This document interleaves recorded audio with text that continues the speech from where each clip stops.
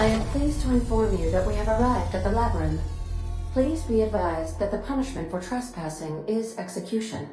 Please be advised that electrical storms on the surface of Tartarus make departure impossible at this time.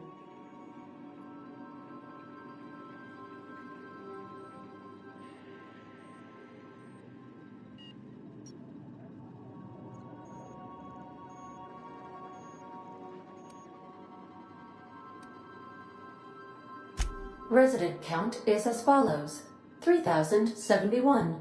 Resident deaths, including but not limited to executions, are as follows: 1,684. Resident escapes are as follows: 0. The interior can be chilly. Take a scarf with you, Captain. I would also ask that you leave your captain's ID with me, in the event that you do not return.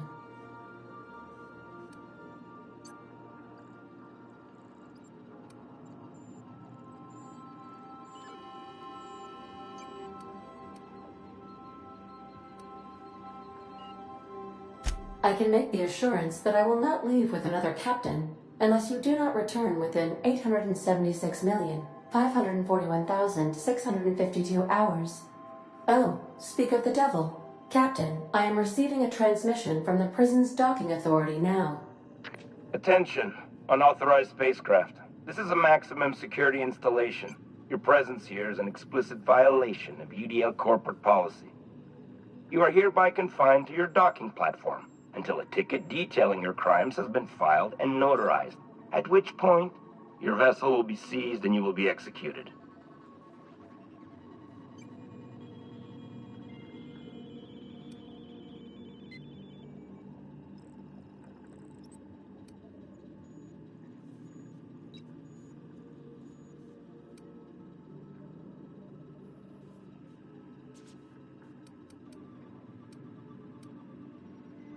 I wager it'll take a bit longer than it takes you to lose your patience and storm out of your ship looking to get shot.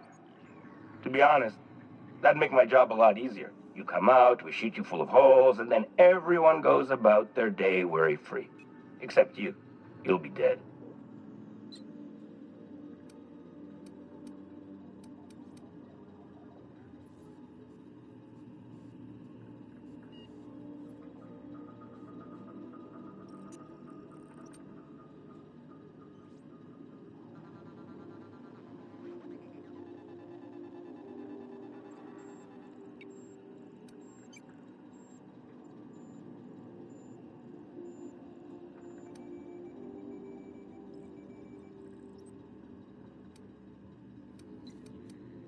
We're on lockdown.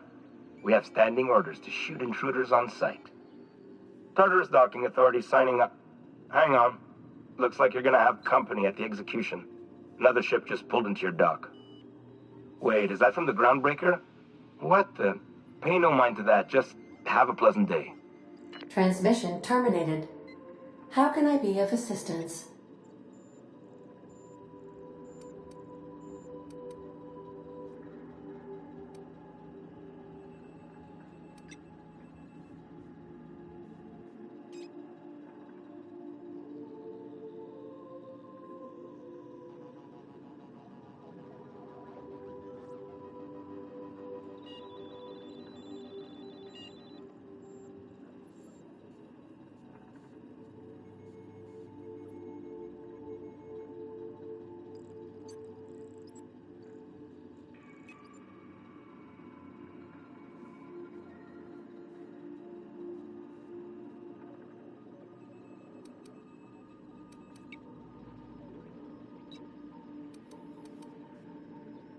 Goodbye.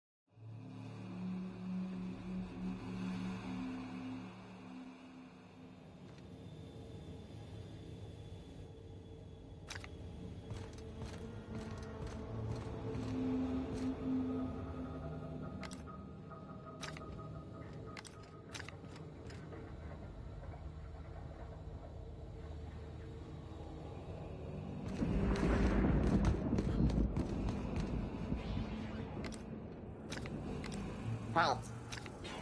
Beginning security patrol. Huh? What was that?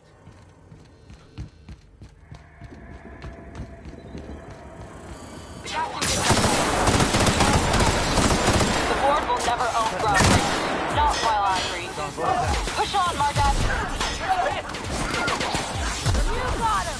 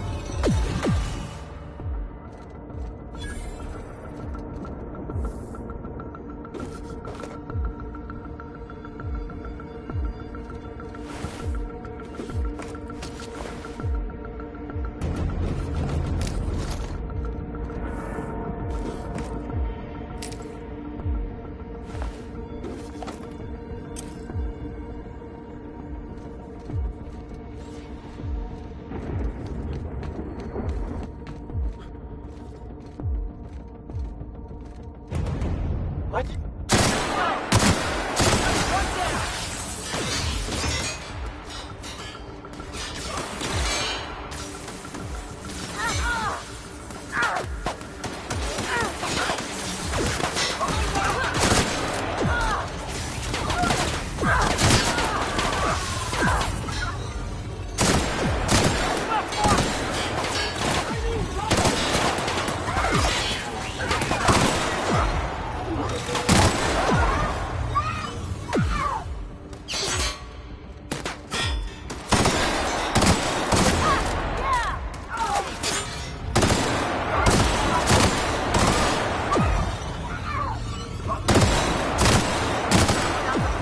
Right?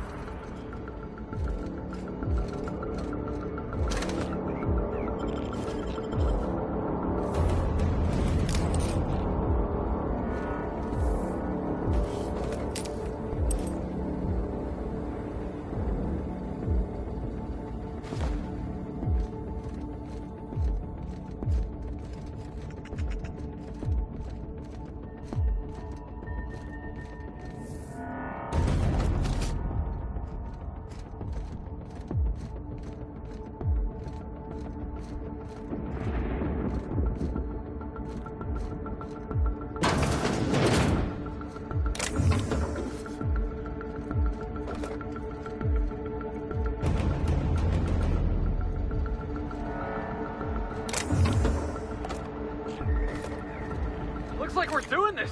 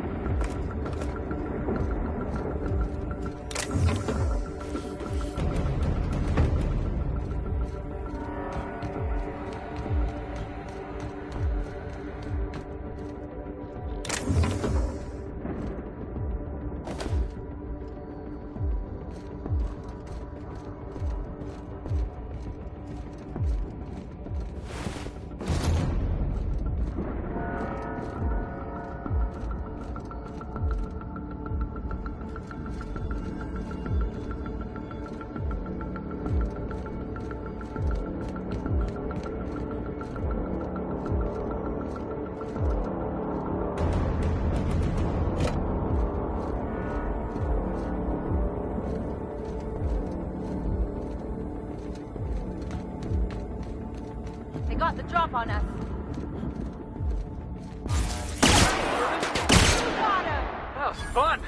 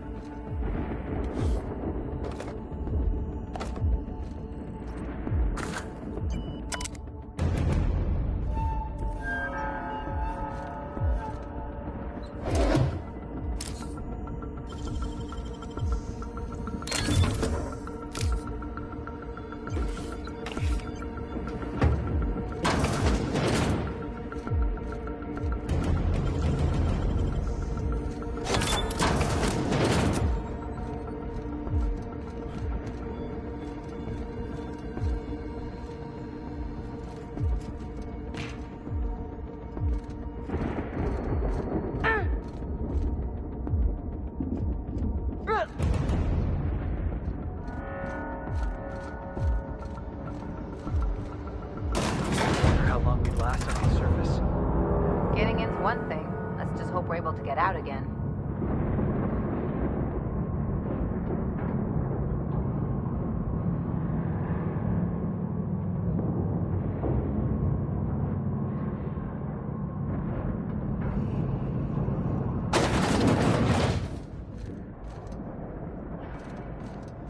Lead the way, boss. I got your back.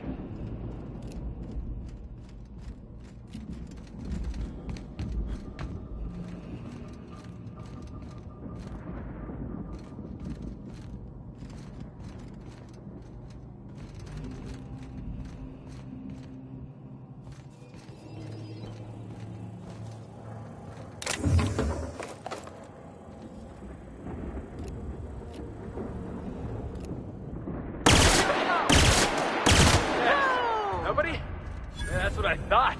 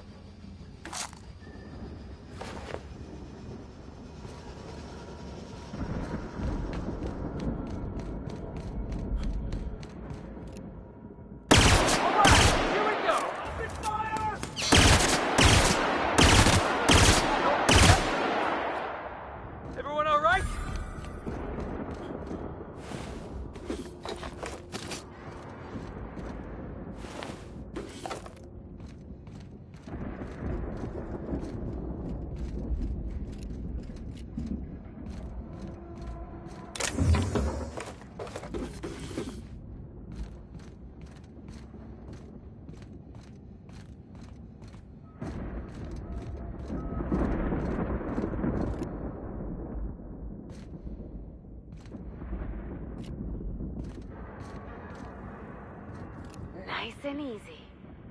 Take him down! Like true professionals.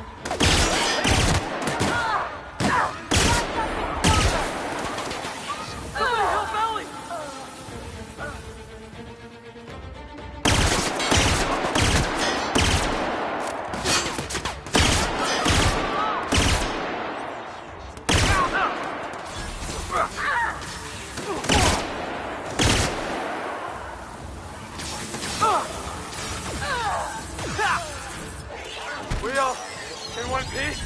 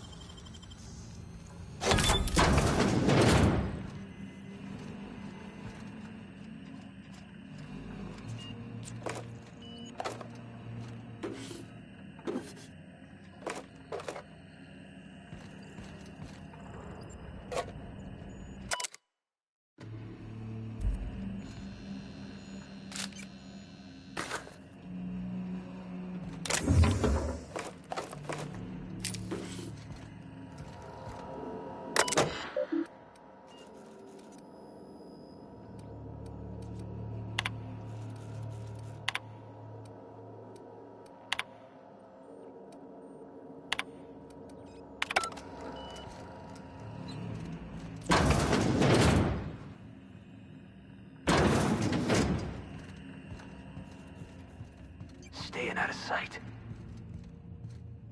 This is what the board wants. Every worker in Halcyon stuffed into one of those chambers.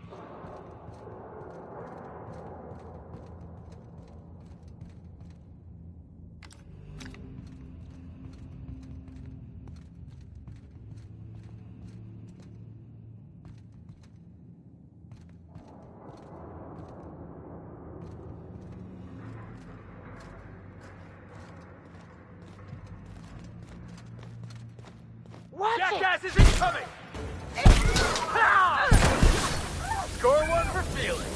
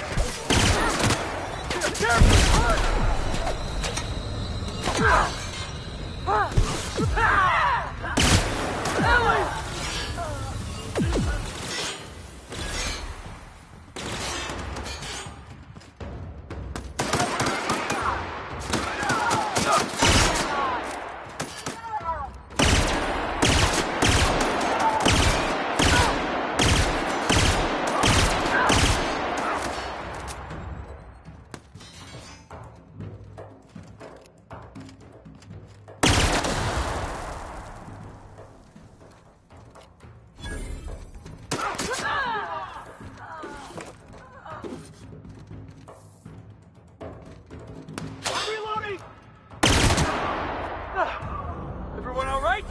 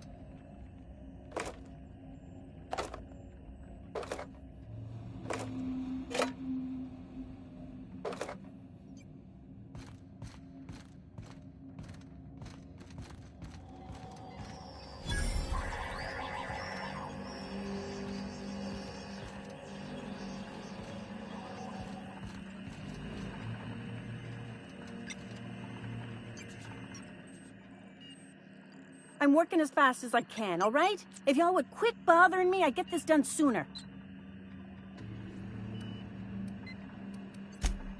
Is that a joke?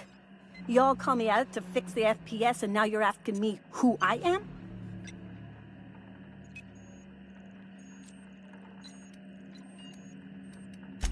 Whatever. I need to fix this before I get in trouble, so stop bothering me.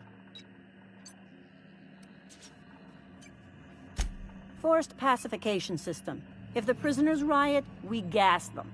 It went a little haywire after the last deployment, so here I am. Anyway, I need to finish this, so get out of here, will you?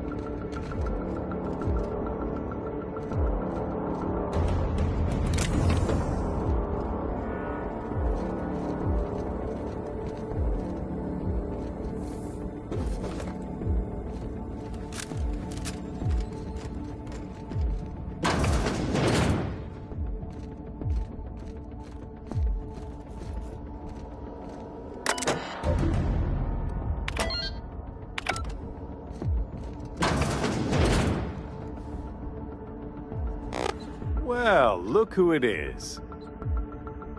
I'll be damned. I was prepping the studio for our announcement, and here you are as a bonus. And I see you've brought the kid along. Babysitters may be expensive, but they're worth it, you know. Yeah, keep talking, pal. I'll just keep thinking of a place to bury your body. Ah, and the wayward doctor. Are you about done with your escapades? We have faces that need lifting, after all. These days, I'm more interested in breaking them. Wouldn't mind taking a swing at yours. When you go off and get yourself shot, try to avoid taking one to the face. I'll want it recognizable to show to my citizens.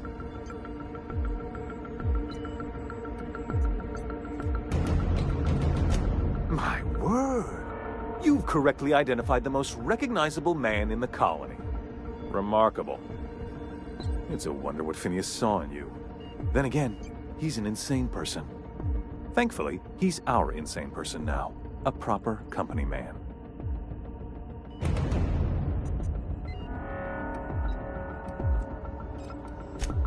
Yes, he is an extraordinarily obstinate fellow, isn't he? Fine, he isn't working for us per se. Semantics, he'll come around. But that's between us. As far as my adoring citizens will go, we've turned a dangerous crackpot into a working-class man. It's a miracle.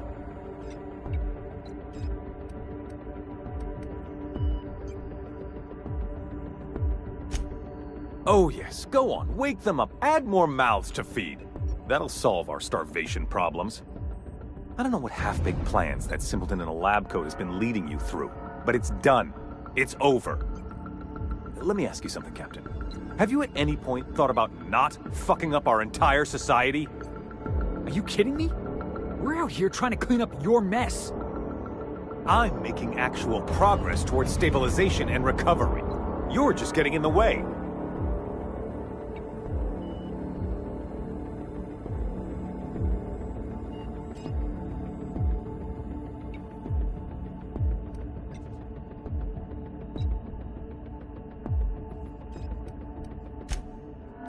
Oh, right.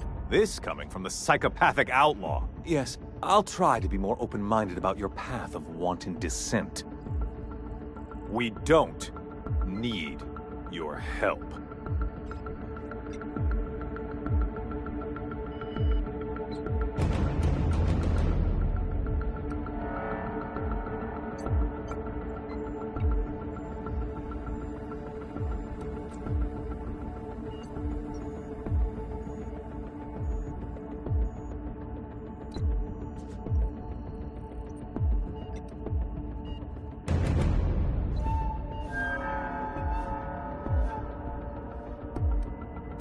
You have proven yourself capable, I'll give you that. Look, I'm not an unreasonable man.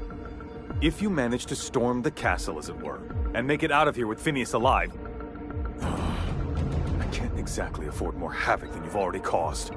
Fine.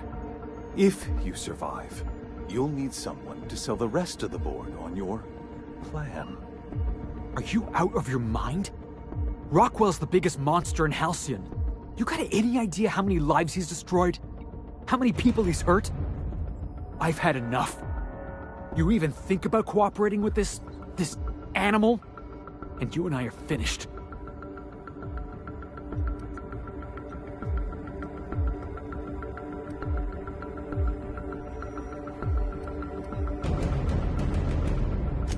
You're damn right it is. If you're gonna place more faith on this brat than the chairman of the fucking colony, then there's no hope for you. Go get yourself killed.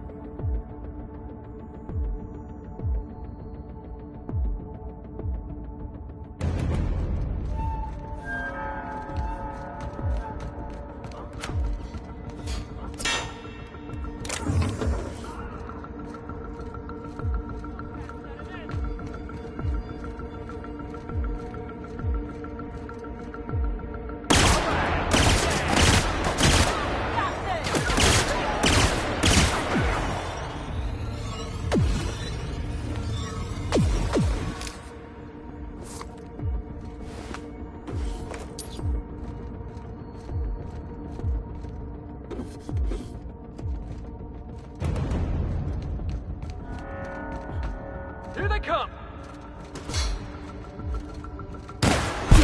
Working, boss. Try that again.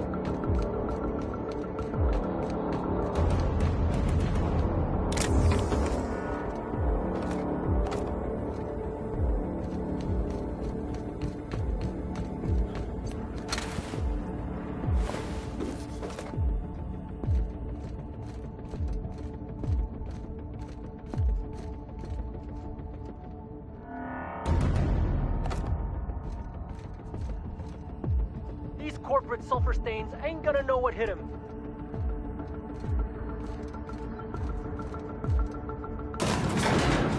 You, ain't feeling jittery, are you? 'Cause I'm not. Hope you're right about this, Captain.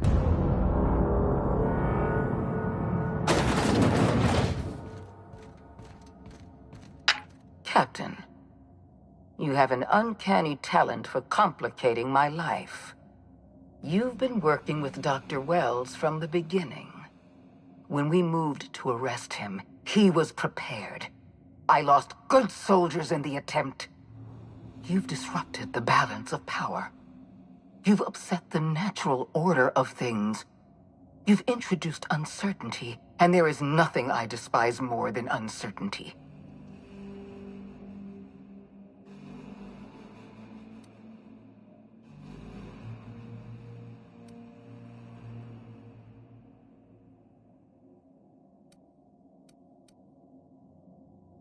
Do you imagine you're leading some grand revolutionary army? Those barbarians from Monarch are running wild in my prison. I suppose I have you to thank for this indignity. You're nothing but a rabble-rouser. I'm going to put an end to your little rebellion, and then I'm going to have you and your associates arrested.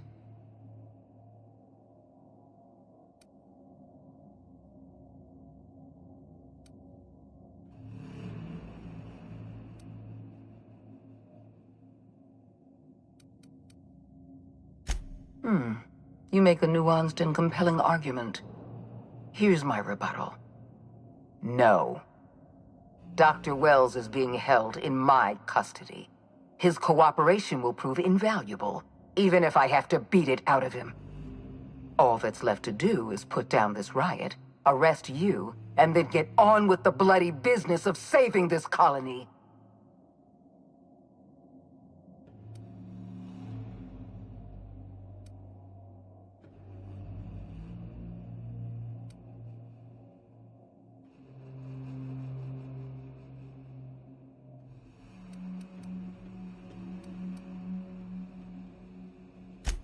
Well, that's mostly correct. You're not leaving here at all. You're a talented fighter. I'm going to regret destroying such remarkable skill.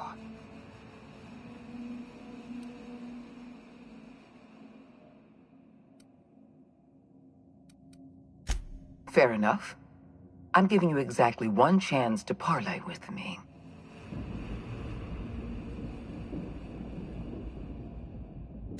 This prison is equipped with an automechanical warden. I've had it programmed to eliminate you on sight and rinse your remains down a drain. And don't worry, I will inform Dr. Wells that you died heroically or something.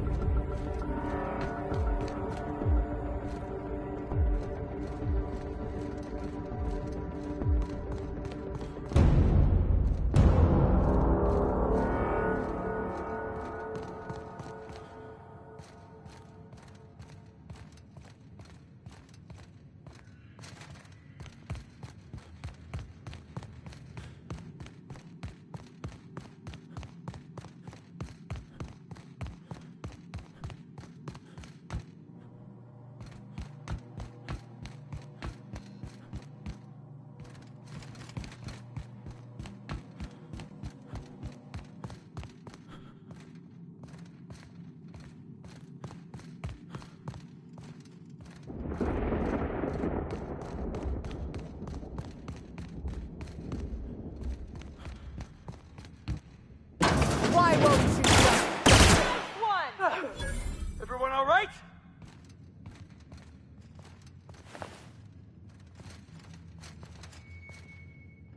Get me out of here!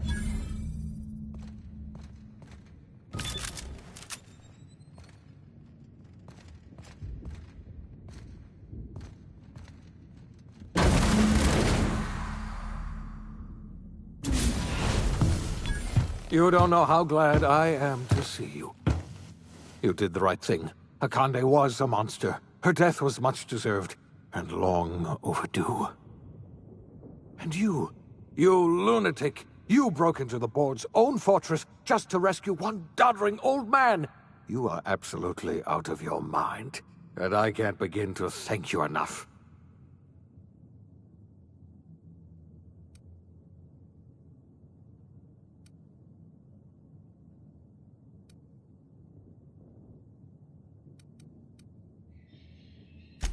I know, my friend, I know. And now it's finally over. The board's finished. It's only a matter of time before the entire system slips from their grasp. You've broken the board's stranglehold on this colony, and you saved my life. But there's still so much we have yet to accomplish. You and I are going to have to work harder than ever to save Halcyon. I'm afraid the situation is far worse than any of us ever anticipated.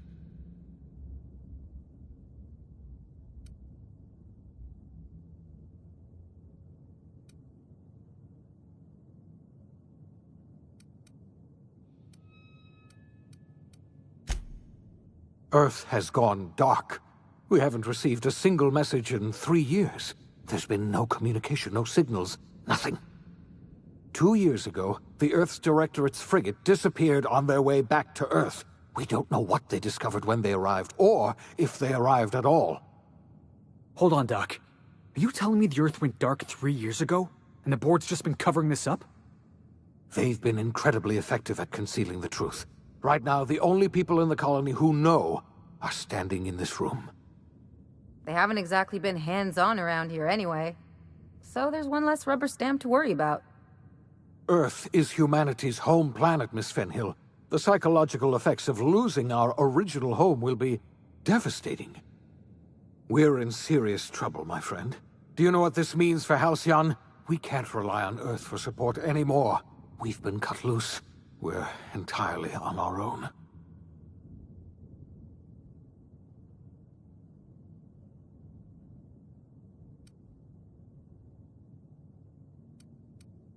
Yes, certainly. I'll help however I can.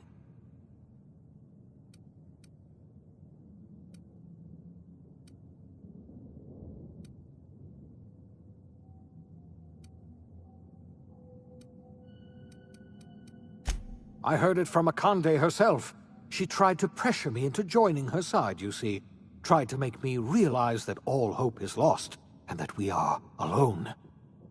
She was half right. We are alone, and we're going to have to fend for ourselves, because there's no telling what's happened to Earth.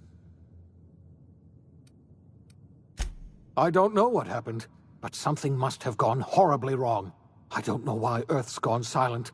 I don't even know if Earth exists anymore. We have no connection back to Earth, and return is likely impossible.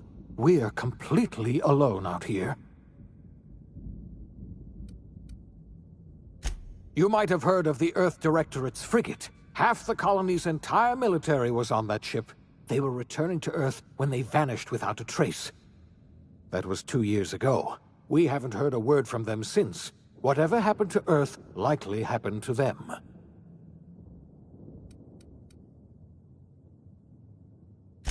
Yes, Akande mentioned as much. Earth hasn't sent us a single message in 3 years. No one knows why. Akande had kept the truth to herself, perhaps with good reason. Can you imagine what would have happened if word got out? We'd have utter pandemonium.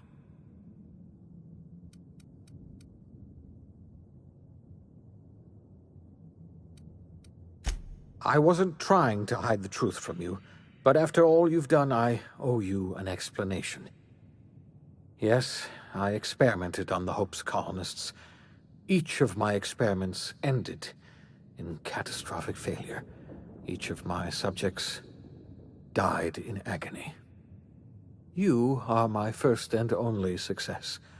I didn't tell you about the others because I didn't want to burden you. My failures are my own to bear, not yours.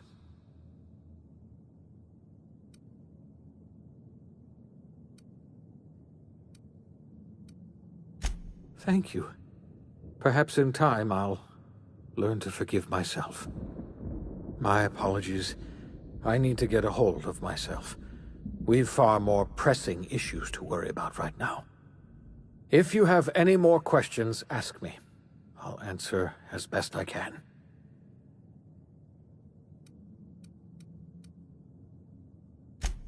Yes, we do. You've done a marvelous thing. You've succeeded where anyone else would have failed, including me. We must begin the revival process immediately, starting with the Hope's brightest minds, and then we're going to fix this damn colony, one problem at a time. We're going to need a leader, and I can't imagine a better person for the job than you. What do you say, old friend? Will you help us?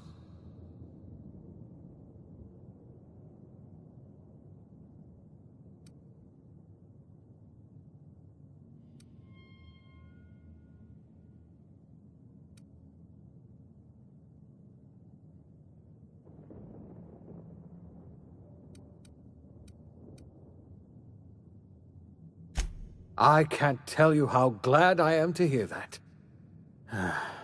When I revived you, I thought we were going to save this colony all by ourselves. But I was wrong. We can't save Halcyon on our own. We're all going to have to pull together, somehow. We are not a colony anymore. Our last connection to Earth has been severed. I don't know if we'll survive, but we're going to have to try our best.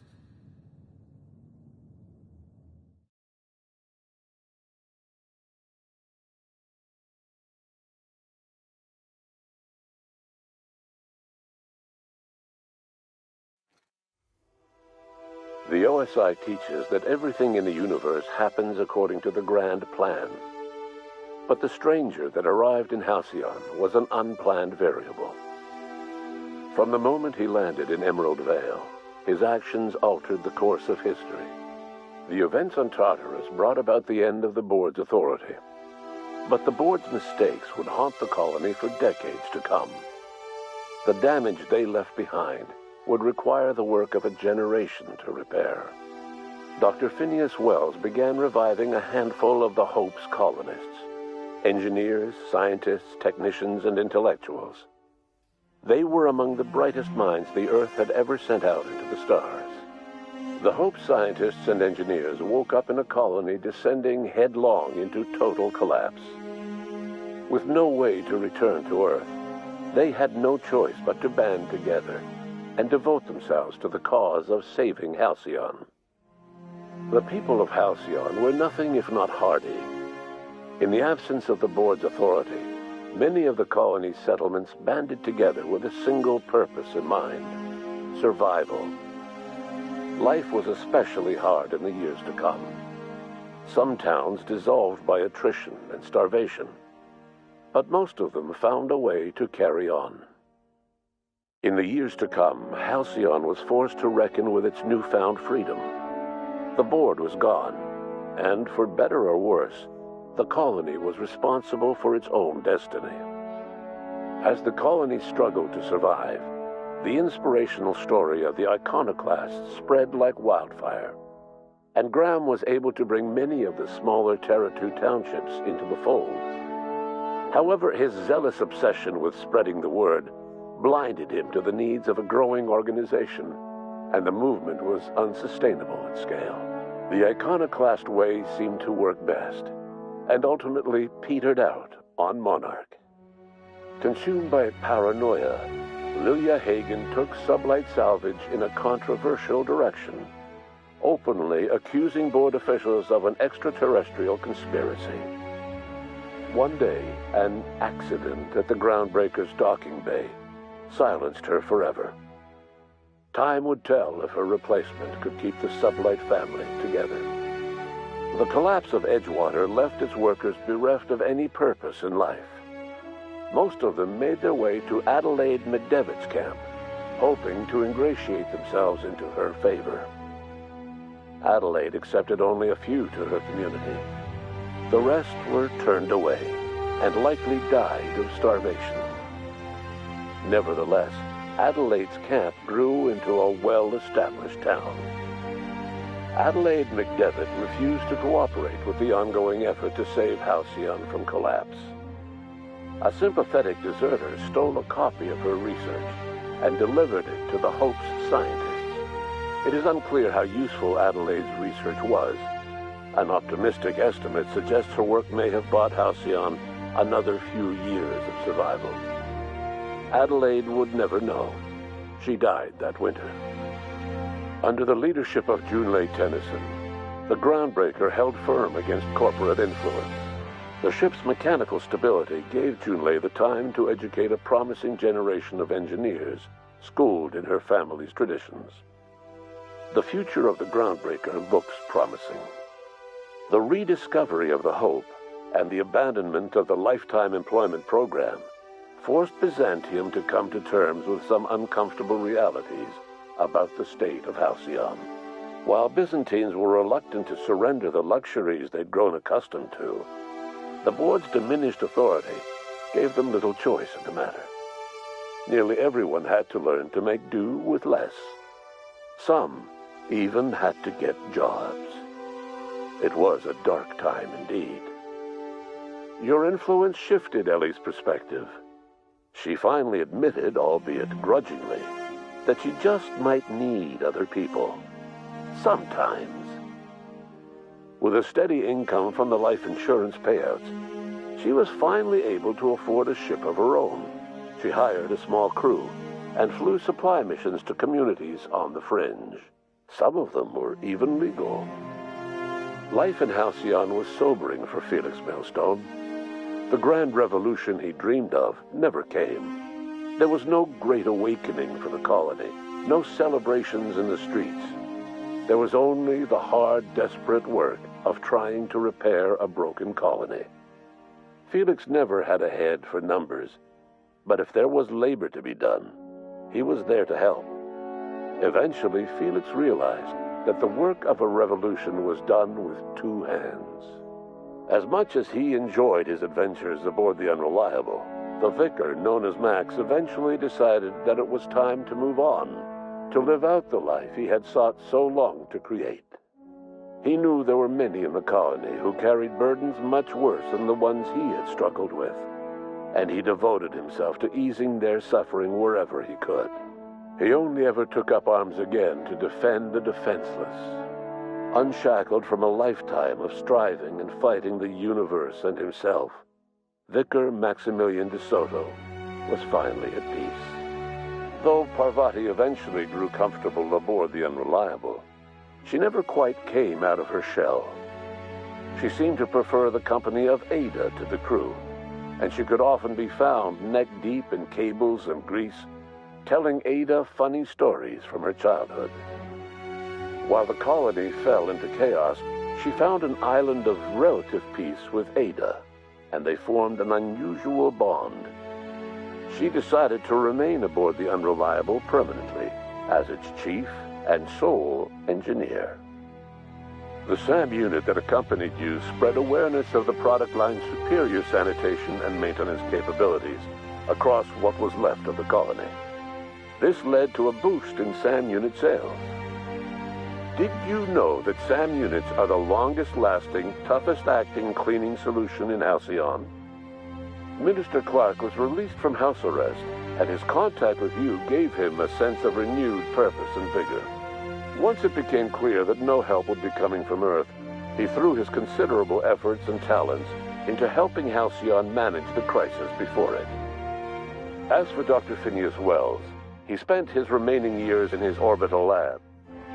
Though he was always haunted by the failures of his past, he was determined to make things right by building toward the future.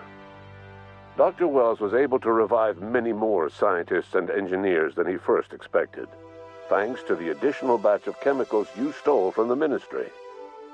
Wells never forgot about the human lives that were lost in acquiring these chemicals. The revival project was hard and painful work, but in the end, despite limited resources, over half the Hope's colonists were successfully revived. Even after Wells passed away, the Hope scientists and engineers worked night and day to pull Halcyon from the brink of collapse. Their efforts continue to this day, which may be reason enough for optimism. Dr. Wells laid the groundwork for the project to save the colony, but he would never live to see the fruits of his labor. He passed away a few years later.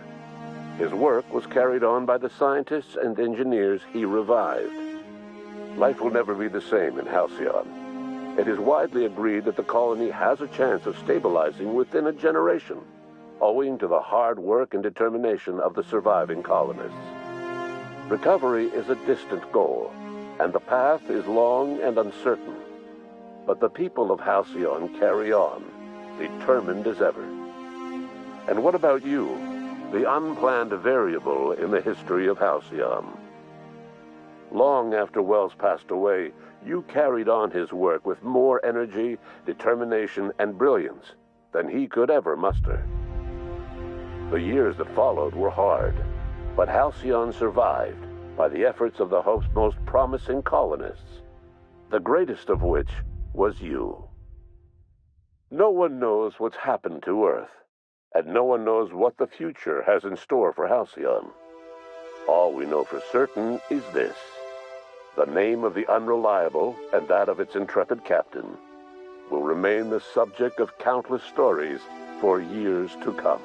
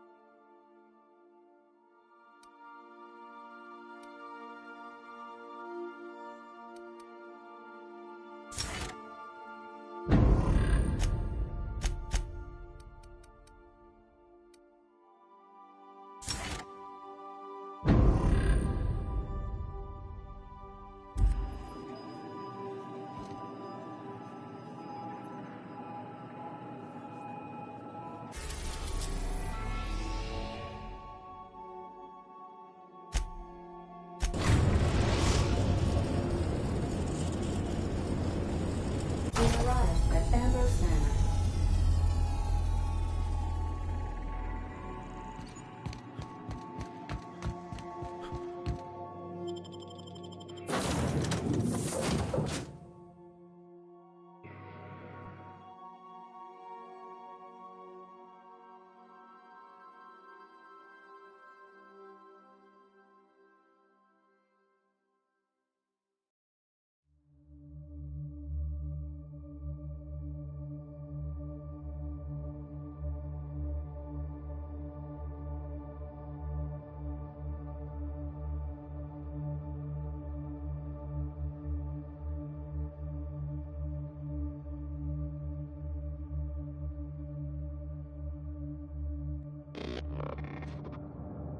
Welcome to Ambrose Manor. We were not expecting company. Please follow. Do not stray from the path. Aw, that's no fun.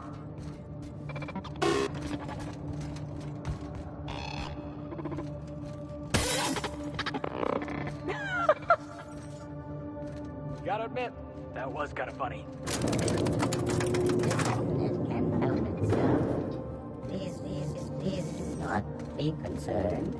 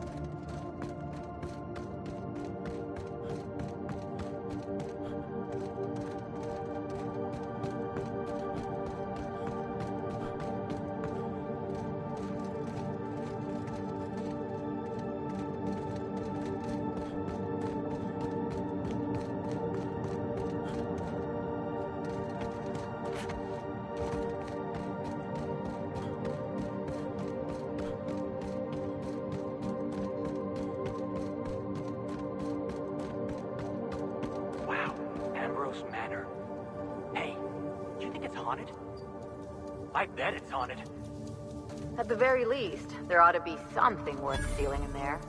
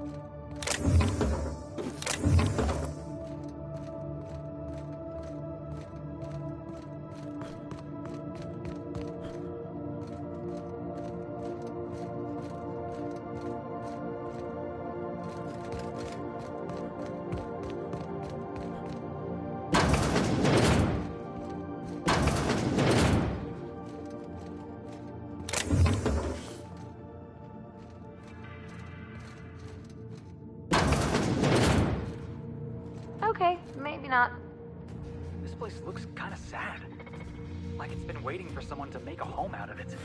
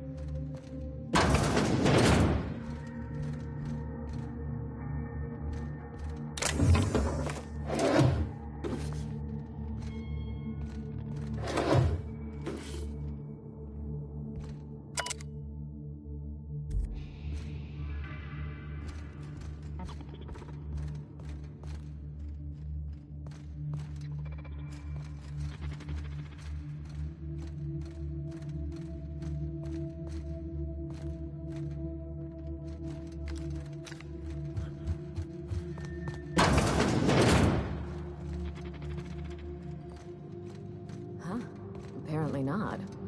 Oh, join me for a drink, Mr. Whoever you are.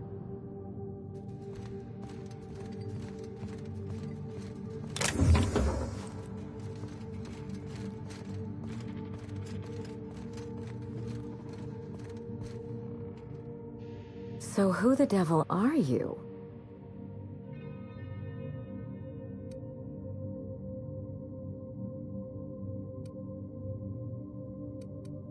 You don't say. Well, make yourself at home, Captain. I'm sure we have much to discuss. Do you see that glowing chunk of space rock? That's Gorgon. My birthright, my burden, and the bane of my existence. I hate to drink alone, and this is my third. So join me in raising a glass. To Gorgon.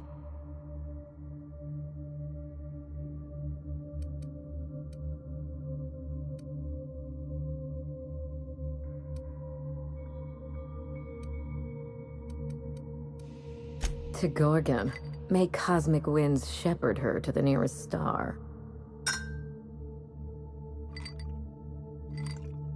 I'm Wilhelmina Ambrose, but you can keep it short and call me Minnie. Nice to meet you too. Wow. Now, what brings you to my house, handsome? I take it you didn't come all this way for the beverages, the starry skies, or the pleasant company.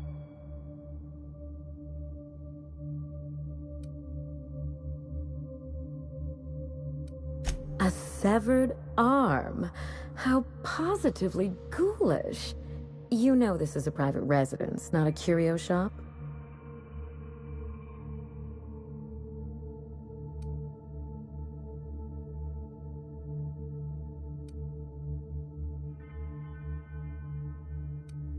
Really? Huh. Now this severed limb, did it have dark hair?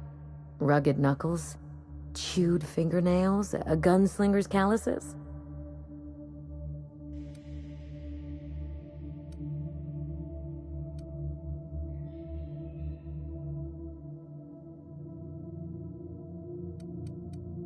Aha!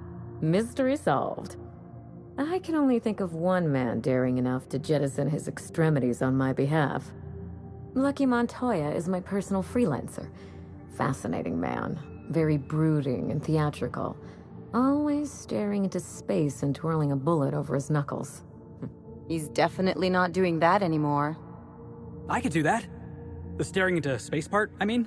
I'm still working on the bullet twirling thing. But if something happened to him... Oh dear. I suppose that makes him my former freelancer now?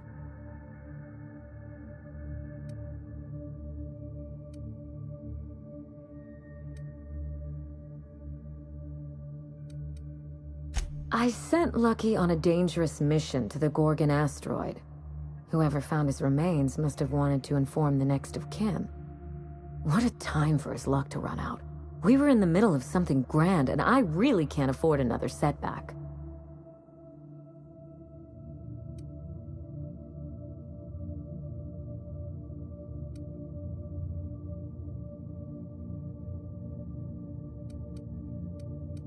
Settling an old score.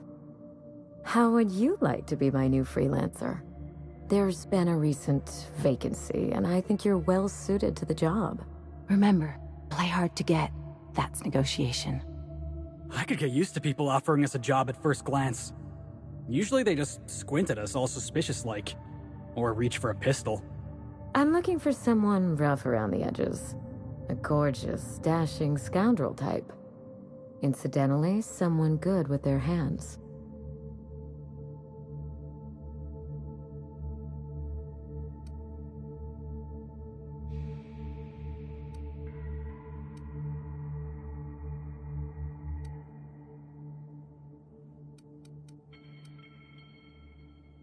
I don't think he'll mind if that's your concern.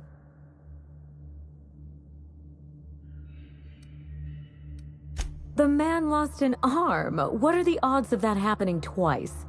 Of course, Gorgon is a treacherous place, and my own family's involvement with it has been fraught. Allow me to lay out the facts, and you can decide for yourself if you want to be my chief investigator. My mother, Dr. Olivia Ambrose, worked for Spacer's Choice at the Gorgon Research Facility. She was brilliant, the top scientist in her field, until tragedy struck.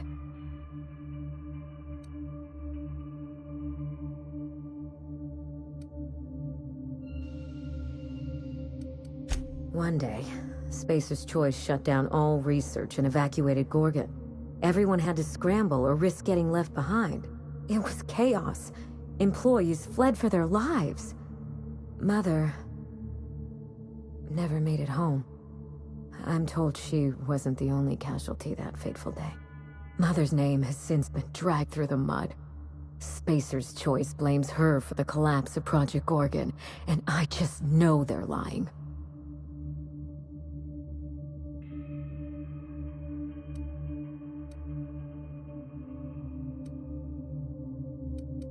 Why, indeed? To cover up their crimes? To discredit someone who knew too much? I'm hoping you can find out for me.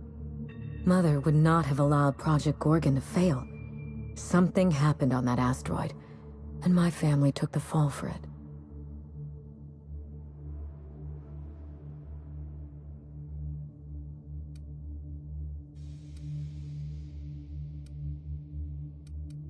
I admired Mother, but we weren't close.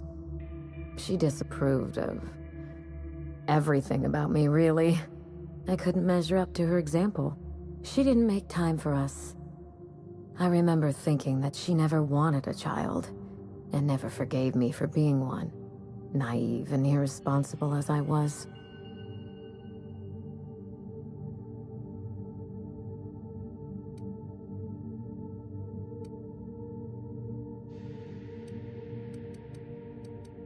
Mother worked herself to the bone. She wanted to make the colony a better place, no matter who or what got sacrificed along the way.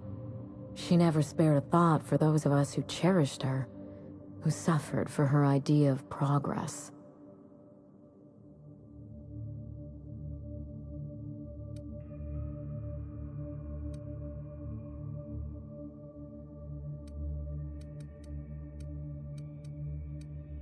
It was difficult on us, but not so difficult for her. Mother and Gorgon were made for each other. I had the misfortune to be stuck in the middle.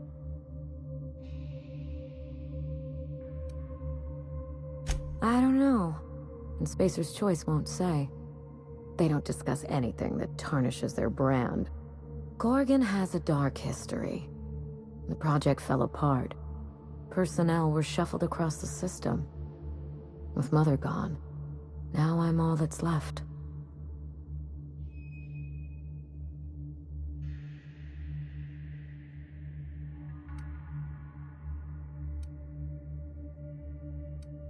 Father lost more than his job on Gorgon. I'll say no more than that. The asteroid may look like a glittering jewel, but I assure you the resemblance ends there. Gorgon is poisonous to the core. One might even say cursed. I need your help, Captain. Project Gorgon killed Mother and disgraced the Ambrose name, and no one has been held accountable. Spacer's Choice buried the past like a dirty secret.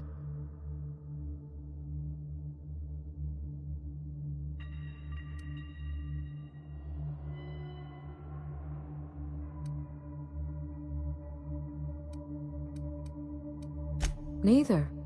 It's vindication I want. Whatever happened on Gorgon wasn't Mother's fault. I simply need the evidence to prove it. We're going to drag the truth kicking and screaming into the light. Even if it means bringing ruin and humiliation to Spacer's Choice. All the evidence I need should be in Mother's journal. You can find it in her office on Gorgon, in the heart of the old research facility.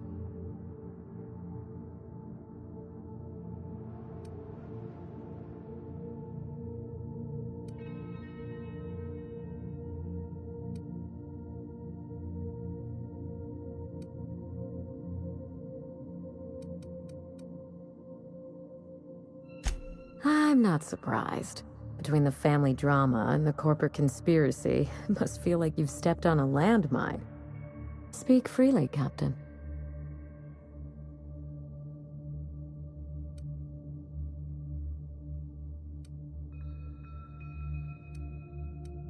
You know as much as I do, I'm afraid. Spacer's Choice abandoned Gorgon, but the asteroid is far from unoccupied. Between the marauders, the wildlife, and whatever escaped the labs, danger abounds.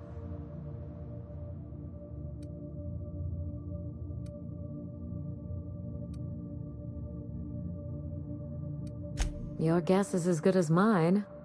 I know that Spacer's Choice bred canids, especially for Gorgon. They were supposed to act as living cattle prods. By now, they've probably gone feral. Just watch yourself. If you aren't careful, you stand to lose more than an arm. I suspect it will prove that corporate greed and incompetence were to blame for the calamity at Gorgon, and not Mother. Mother was a brilliant woman. Difficult, cold, unreachable even, but brilliant.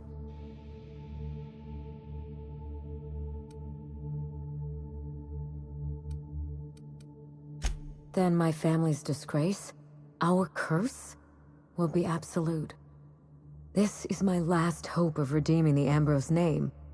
I don't like my chances, but I have to try. And I need help. Your help. I didn't want to go anywhere near Gorgon. Once I exhausted all my options, the search led me back here. I even had Mother declared legally dead.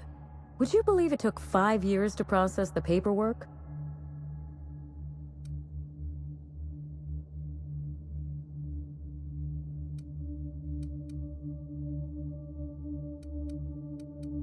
Mother's body is still on Gorgon. No body means no death certificate, which means no inheritance. I killed Mother, just on paper, of course, so I could claim my inheritance. We wouldn't be standing here if I didn't have access to the family fortune. Damn, wish I'd thought of that. I once assumed the mansion and the money would be enough to redeem the Ambrose name. But even in Byzantium, prestige must be earned, and it can so easily be lost.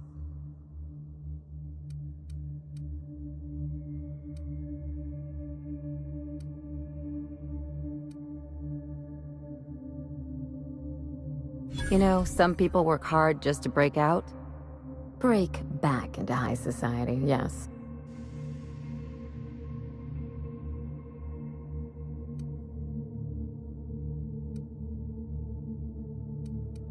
I'm trying to do several things at once. None of them easy. The smear campaign against Mother was the work of cowards. I'm vindicating the family name for her, for the colony, and for my future.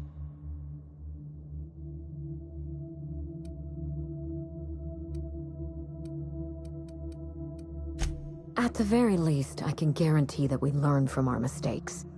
A failure on the scale of Project Gorgon should never be allowed to happen. This colony is in trouble. The lunatics at Spacer's Choice are running the asylum, and we need better people to wield their influence. After Gorgon, I quickly discovered that the Ambrose name was cursed, for lack of a better term. I had no place among the decision-makers. No seat at the table. That's Byzantium for you. Gossip-mongering's a bigger sport than tossball. That is why I'm clearing the record and vindicating the Ambrose line. For Mother, for me, and for the generations who will one day inherit Halcyon.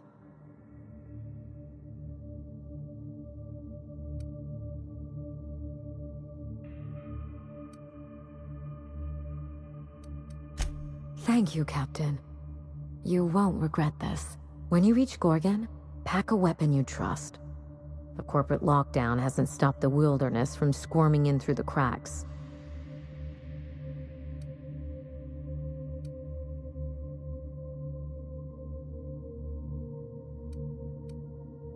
I told him everything I've told you. Just the facts. Maybe a couple of harmless embellishments. Why?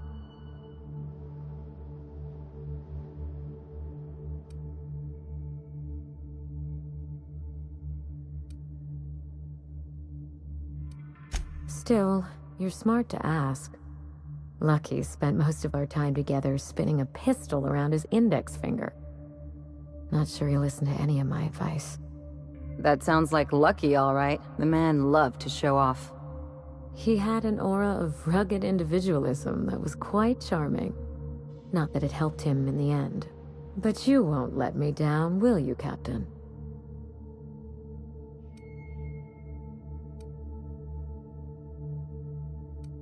I've never understood why, but Gorgon is teeming with marauders. They almost seem drawn to sorrow and misfortune. Then there's the test subjects, those who survived anyway. Ravenous creatures left behind like so much salvage.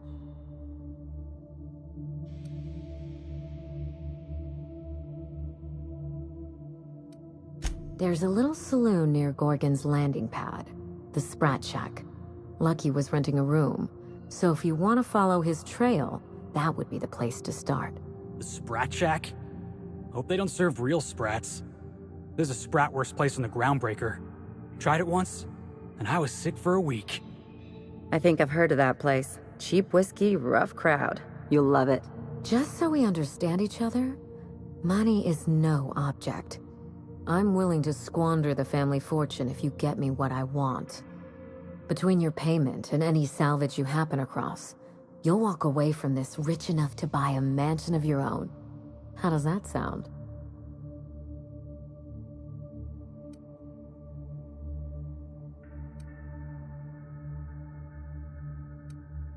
The cash?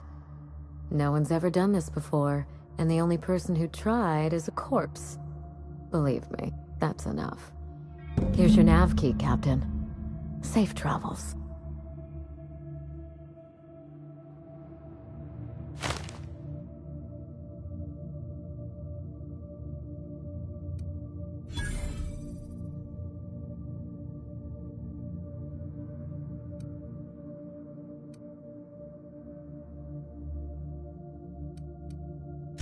Spacer's Choice should be the one apologizing, but thank you.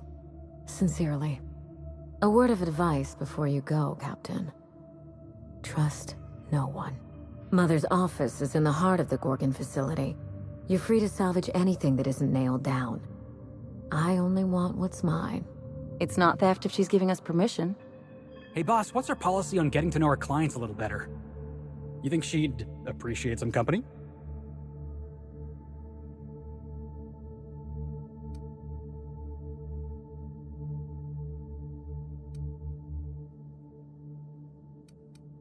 All right, I can do this. Here goes. Miss Ambrose? Must get awful lonesome up here all by yourself. What do you do for fun? 'Cause, if you're interested, I've got the full set of Terror on Monarch. The last thing I need in my life is more corporate propaganda masquerading as entertainment.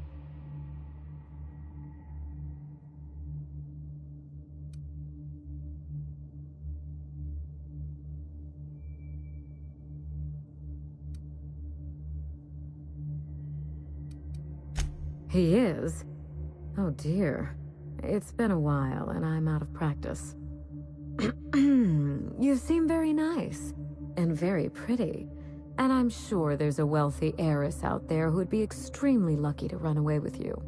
Alas, it isn't me. Are we in agreement? Hey, no problem. I figured it was worth a shot at least.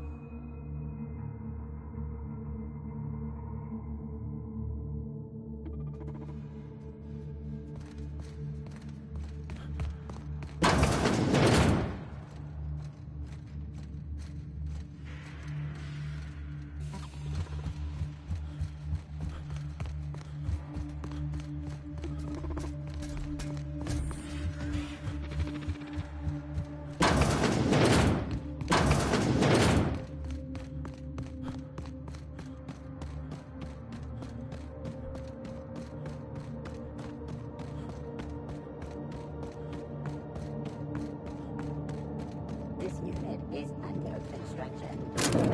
For your maintenance.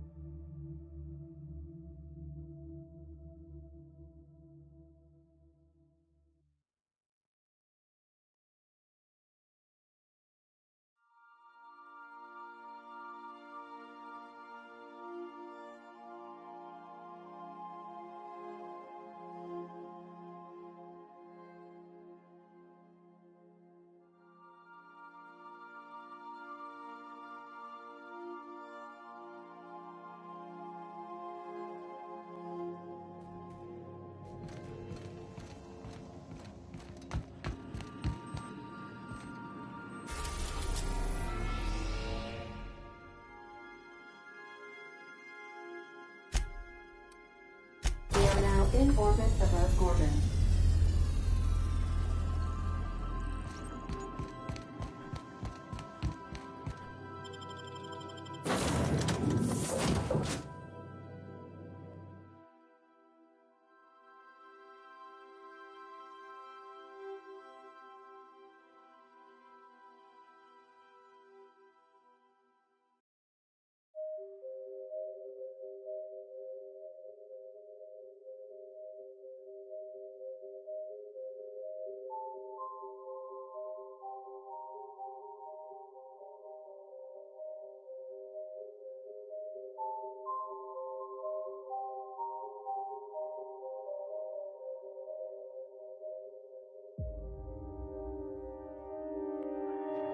proper serial adventure without a narrator. How about this? Our intrepid heroes stepped foot on Gorgon, and in the distance, a drinking establishment beckoned.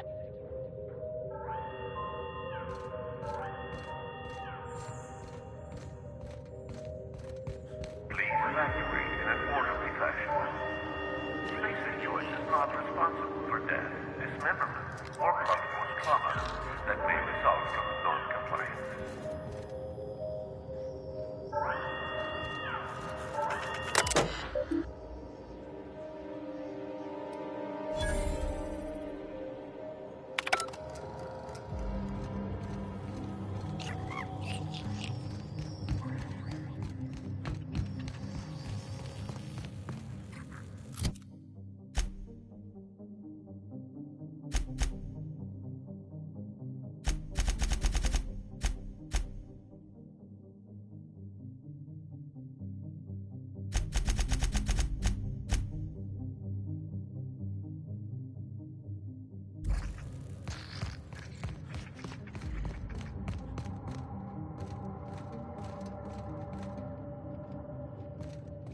I got supplies if you need them. No one lasts long on Gorgon unprepared. Is that what my thoughts sound like? Law, I've been standing near that alarm too long. You looking for supplies, stranger? Let's stock up here. If you run low on bullets out in Gorgon's far reaches, there ain't no one round here liable to help you out. Let me know if you're looking for something particular.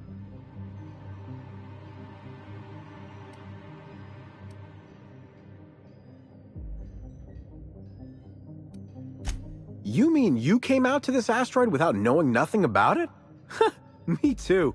Heard it was wild here and couldn't resist. Trouble is, if you wander off to somewhere you oughtn't be, like way out in Gorgon's farthest reaches, odds are slimmer of your bits finding their way to my pockets. If you want my advice, stick close to the Sprat Shack, unless you fancy having your limbs torn off and eaten.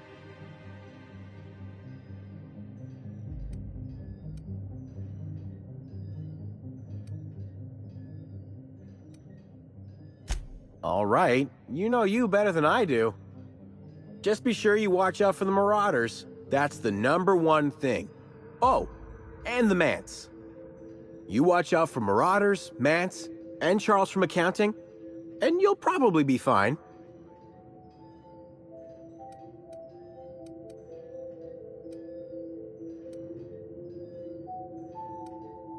Only the meanest Marauder on Gorgon, and also anywhere else. That man is crazier than a bag of canids and twice as likely to bite. He will bust your head open like an overripe mock apple if he so much as sees you. I ain't joking. He'll snap you in half like stale bread noodles.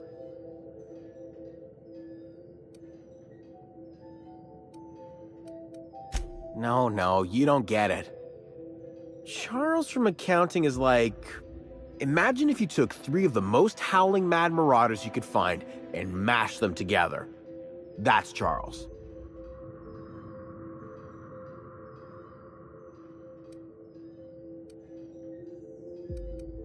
That and a rocket launcher.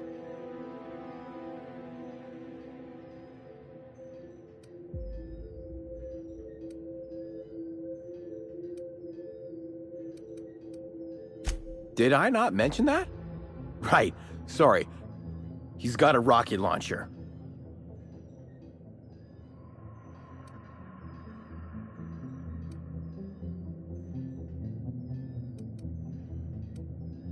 Couldn't say. He kills anyone who gets close enough to ask. Look, long story short, you do not fuck with Chuck. Best to avoid the Marauder camp entirely. That's my 2 bits on the matter.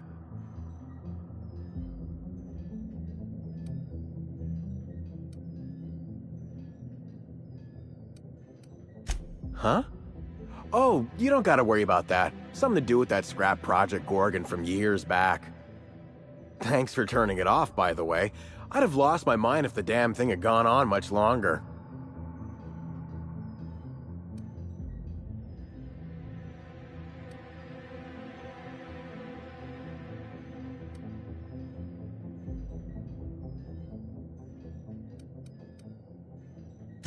We tried. Couldn't persuade the control terminal to listen. No one round here is particularly mechanically inclined, and no one was gonna shut it down by force. That's for sure. I know, because even Von Hoffman couldn't bash it in. And I seen that tough son of a gun throw a man clean across the Sprat Shack one time like he were a toss ball.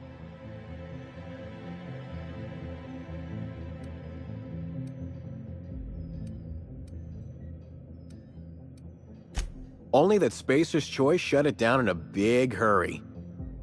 From what I heard, some of their folks got left behind even. Don't seem like the project ended well.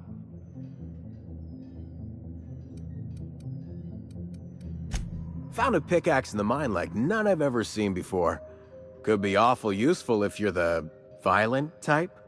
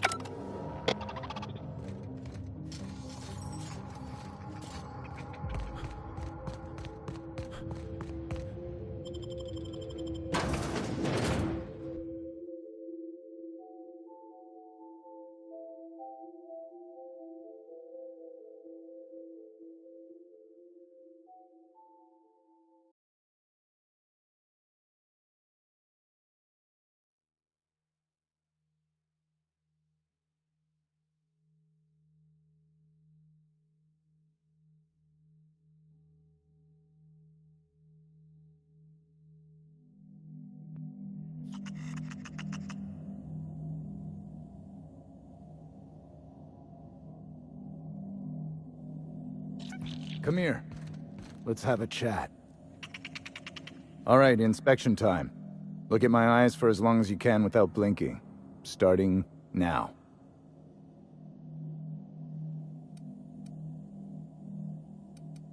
Did I stutter? Just do as I say. Good. Look up. Now look down. You're doing swell. Now, name and occupation.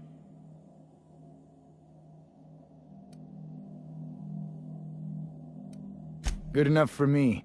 You're cleared to pass. That was a sanity check. If you had changed like the others, it'd be in your eyes. You'd also be drooling, cursing, and making a mess of the place. Welcome to the Sprat Shack. You can head on downstairs.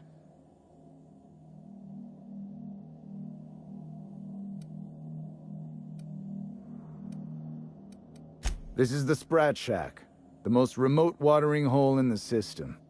Rule number 1, no fighting. Rule number 2, wipe your feet on the way downstairs. We're the only hospitable place on this rock. I want to keep it that way. That's why we have rule number 3. When people change, they stay outside, where they belong.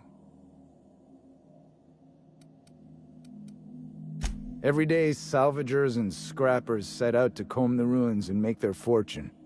The ones who come back, they aren't always the same men or women who left. They change. Never for the better. First, they get real twitchy and paranoid, shouting at folks who aren't there. Then they smell like they soiled themselves, on account of how they soiled themselves. After that, they're gone.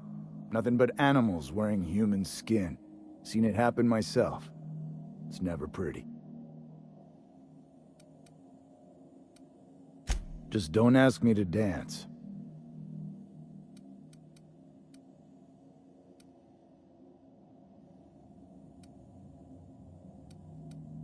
Bouncer, bodyguard, law enforcer.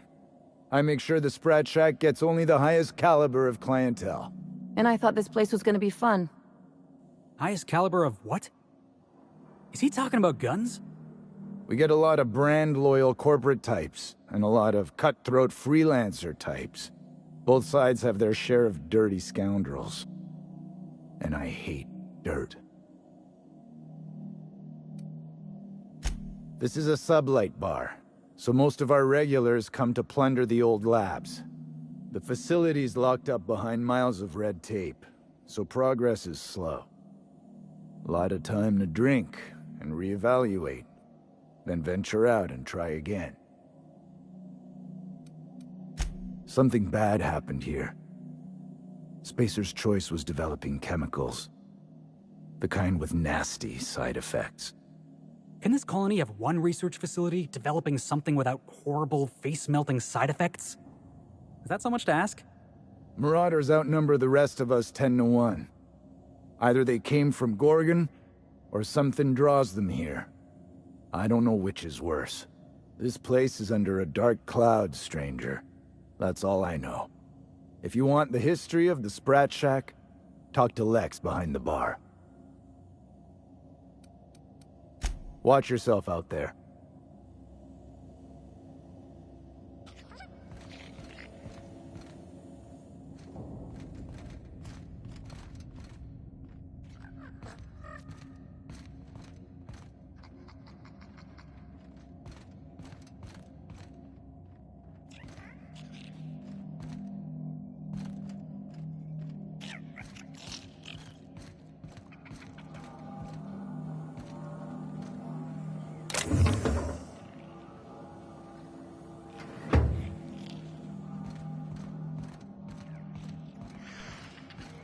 Smell that? Cheap whiskey and stale cigarettes. My kind of place. Now this looks like a real dive. Hey, I wonder if they got those floorboards that creak when a stranger walks in.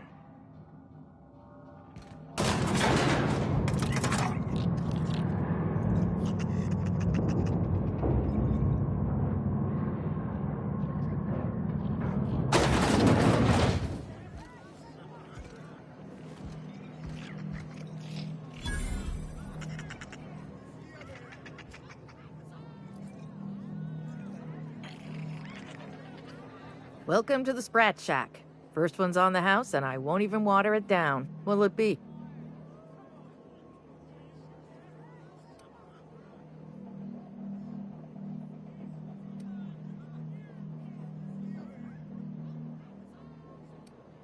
So, you just wandered in for the genteel conversation. Suit yourself. I assume you're here for salvage.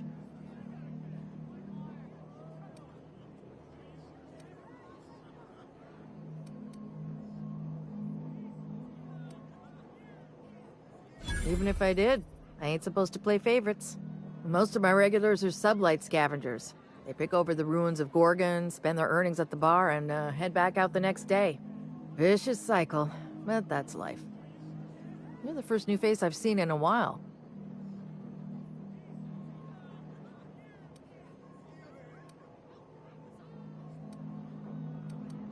Spacer's Choice used to brew pharmaceuticals in these parts. That's why the asteroid smells like an old gym sock. They say Adrenatime came from here, just down the road at the old R&D lab. Very hush-hush back in the day.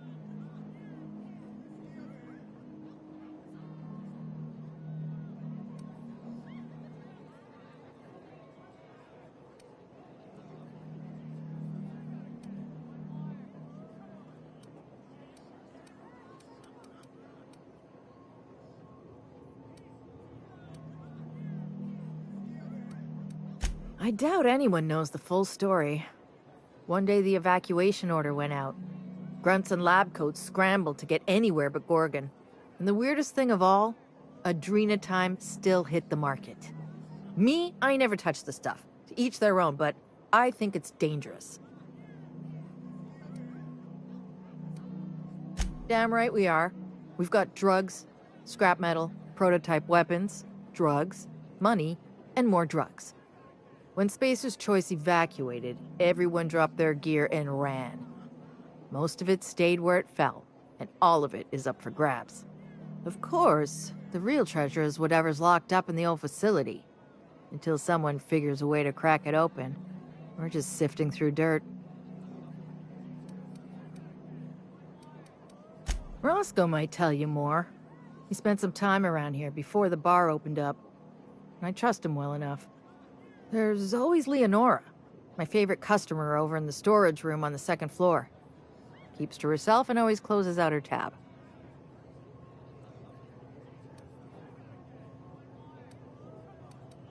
He's been here since opening day. I think he told me he was some kind of journalist. He got left behind when Spacer's Choice pulled out. And I guess no one's coming to get him.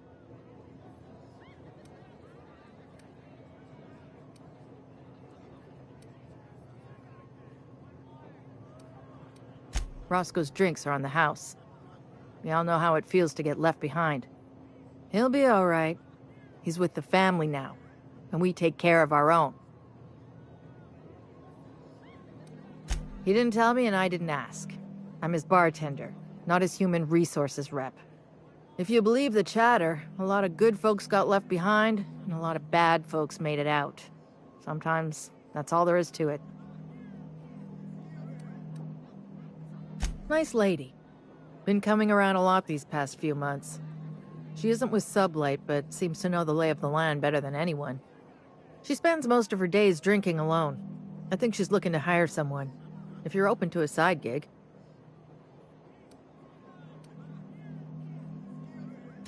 You know Lucky?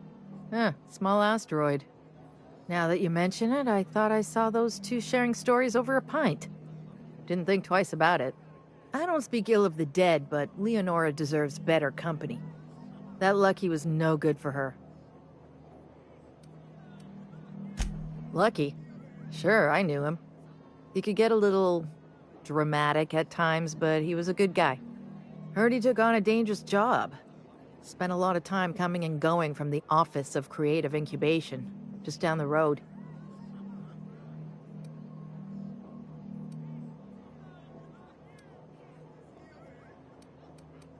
The way he talked about the job, you just knew Lucky had hit pay dirt. Not that I was jealous.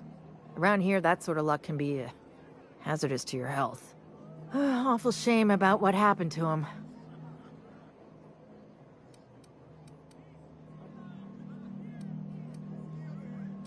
You really want to hear my story? Law, most everyone around here is sick to death of it by now. Last I saw of Lucky was a few days ago. I went outside for a smoke and a stroll, and I saw this wild canid dragging a bloody limb. So I kicked the canid, scared it off.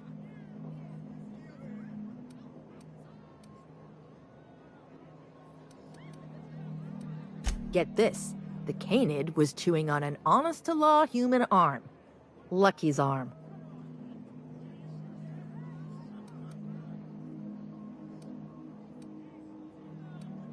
Anyway, the arm was clutching a phonograph that mentioned someone named Alex Hawthorne.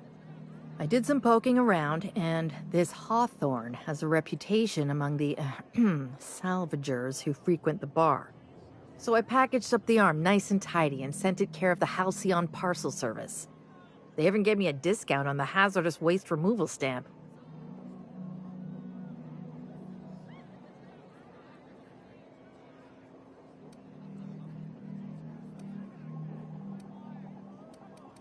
No kidding.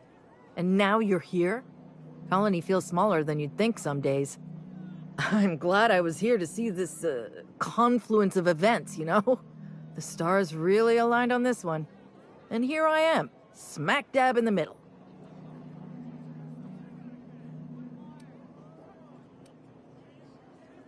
I figured Hawthorne would want to know what happened to his pal. Help Lucky get his affairs in order, you know. Oh, I hate to see people go with unfinished business. 3rd floor. Once I figured he wasn't coming back to pay his tab, I left his room unlocked to air it out. You can help yourself to anything you left behind. Fair warning, I've been letting the regulars use it for a quick lie down. Just wash your hands when you're done. Trust me.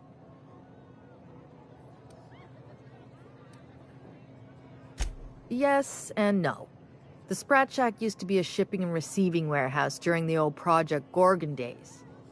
When Spacer's Choice pulled their guys off-world, Sublight moved in to salvage what we could, and they put me in charge.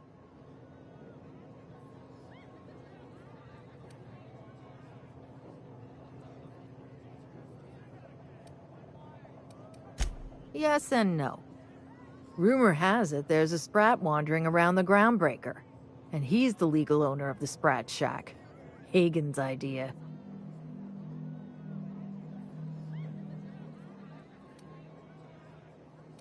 See, Hagen didn't want a paper trail that led back to her, so she gave the bar to the Sprat. If there were any legal problems with this place, the Sprat would do the time. You know, they do something similar in Byzantium. Fancier system, but same idea. Hey, Sprats can be real dangerous. I once saw a Sprat cross a guy off. Well, not exactly. Guy I worked with choked on a Sprat bone while he was having his usual salt tuna for lunch. Anyway, that's what the paperwork says. I don't make the rules.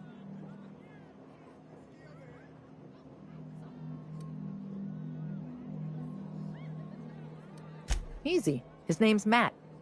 The beautiful thing is, no one could tell Matt Sprat apart from an ordinary vermin. I think that's kind of the point, to send the authorities on a wild Sprat chase.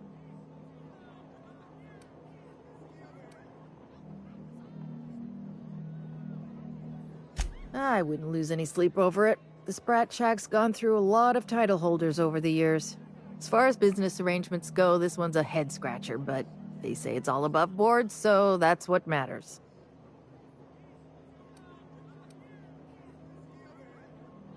Yes and no. We're doing a lot more than squatting. We're classing up the joint, keeping the riffraff outside where it belongs. They didn't even serve drinks until I arrived. Talk about wasted potential.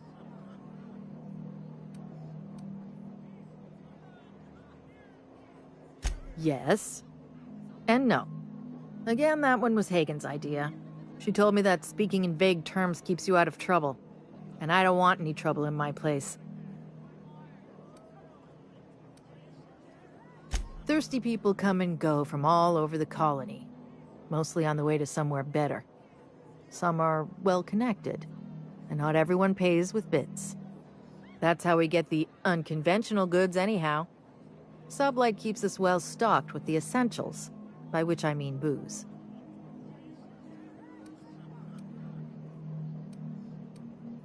Be seeing you.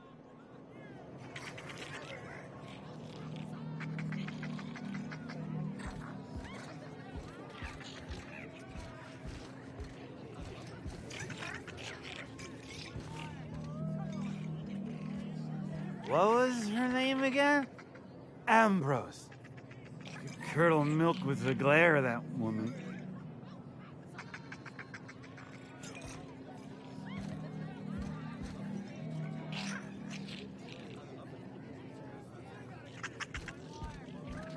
You're a humbug, Trixie, and worse, a thief. I can't steal what's lawfully mine, you tangle-footed dimwit. Break it up, you two. I've heard more than enough of your shit for one day. That was my salvage, Trixie. You had no right to it then, and you've no right to it now.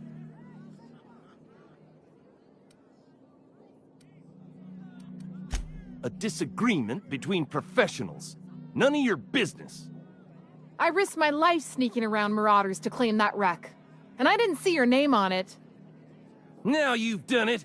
Eat fist! All right, that's enough! This is a family establishment! You want to make a mess? You make it outside! But this was personal, Lex. It's a question of salvage. That wreck was gonna make me a fortune.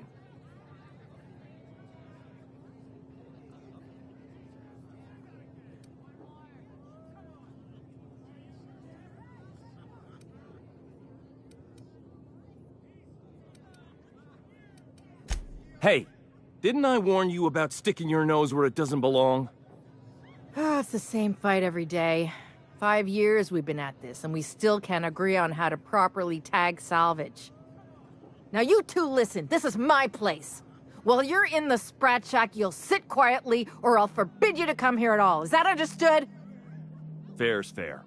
I'll have a stout, and we'll settle this later on our own terms. It's no good to leave a fight unresolved. If I don't do something, these two are gonna be at each other's throats.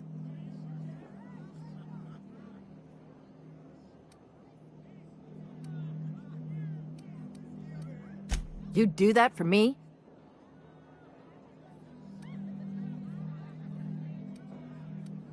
I appreciate it all the same. You'll be paid for your time and expertise, of course. Freddy, Trixie, go on and make your case to the generous stranger. I'll start, seeing as I'm the one who's been most wronged in this equation.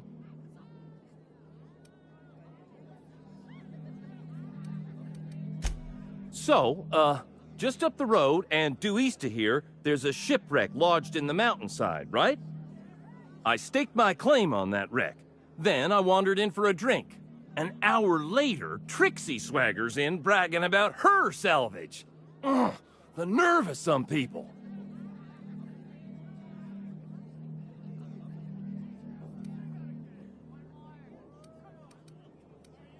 I climbed on top of it and called out in my loudest voice, "Finders keepers!"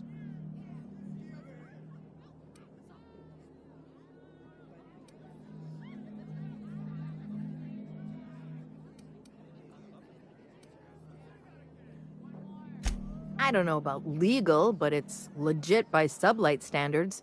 Assuming anyone was around to hear it, which we can't know for sure. Someone must have heard me. They just ain't brave enough to step forward and admit it.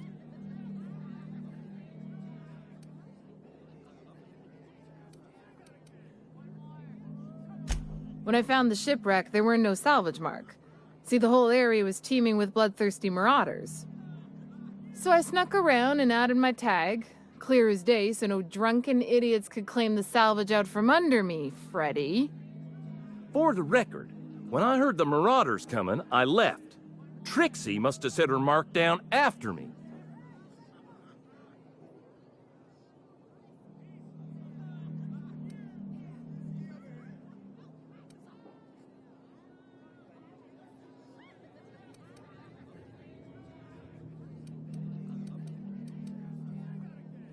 I kept my mouth shut during his story. He should have the courtesy to return the favor. Anyway, that's my story, sir.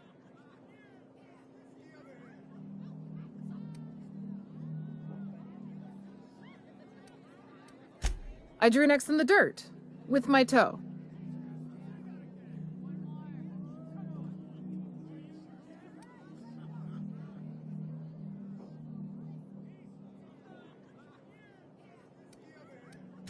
Wouldn't surprise me in the least, but that doesn't mean it ain't mine.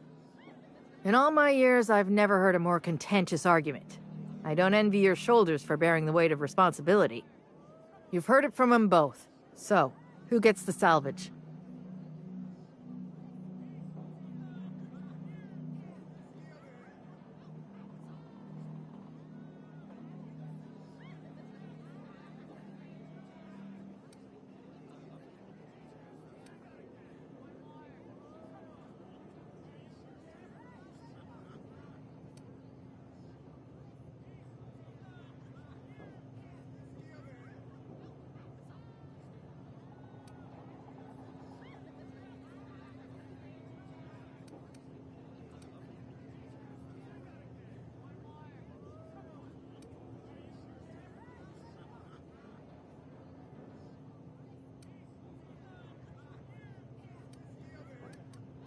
That ain't no kind of fair. He ain't even from around here, Lex. Here's a six-pack on the house, plus your fee. Maybe now we'll finally get some peace around here for a change.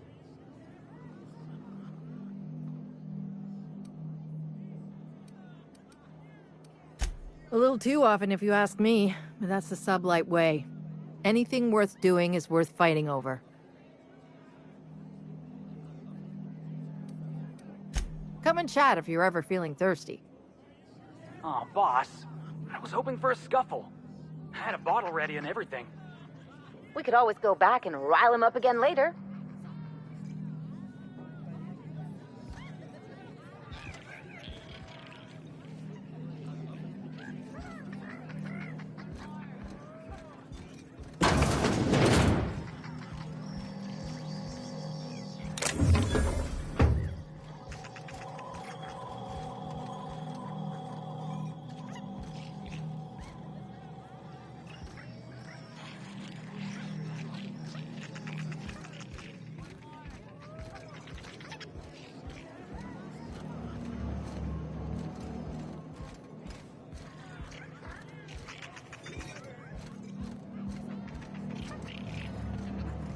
Are you my agent on the ground? Sorry? I've been sent to meet a certain someone about a certain piece of merchandise. They're supposed to use a secret code phrase. Can't help you. I'm just here to drink. That's the code phrase. It is you. Quiet down. You're making a scene. We're all friends here. Even when we ain't.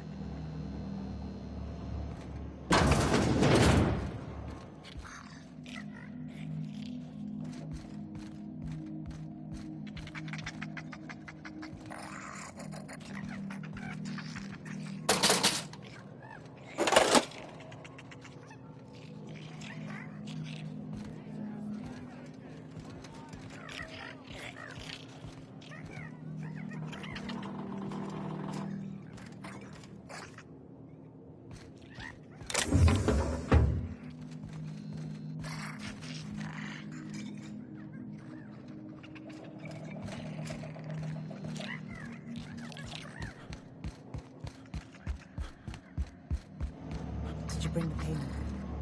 I don't know. Did you bring the goods? No payment, no goods. Give me a taste of the goods.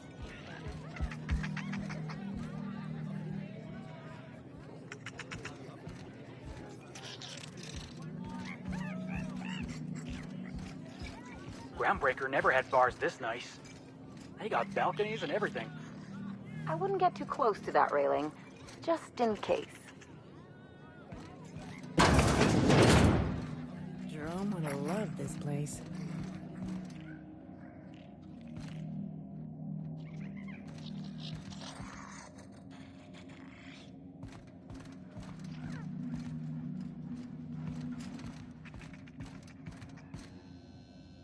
You don't look like one of the salvagers, no? Don't really seem like the type. You've got the look of someone who's traveled far to get here and whose journey's far from over.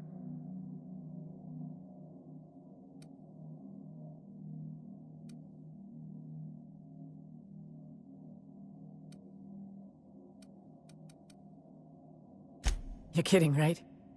This rock is littered with so many journals, logs, and phonographs you could open a library. I don't know if you're bound for the old ruins, but in case you are, can you look into something? I'd do it myself, but of course, the Marauders would eat me alive.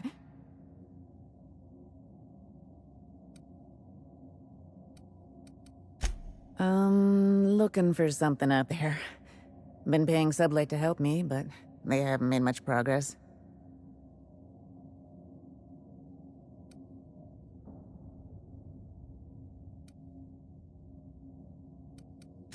It is to me, but apparently it's junk to Sublight.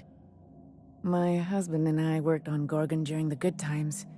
Jerome was on maintenance duty. I cleaned out test tubes till they sparkled.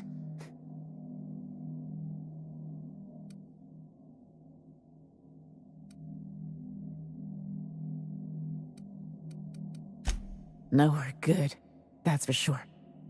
In his final hours, Gorgon was a war zone. Violence broke out in the labs. The hills were full of marauders. You couldn't take a leisurely stroll without an armed escort. When the order came through to evacuate, non-essential personnel drew a lottery to see who would board the first wave of ships. Jerome won. I lost. As soon as I wasn't looking, Jerome switched our tickets and pushed me to the front of the line. I got to leave. Jerome stayed behind. I never saw him again.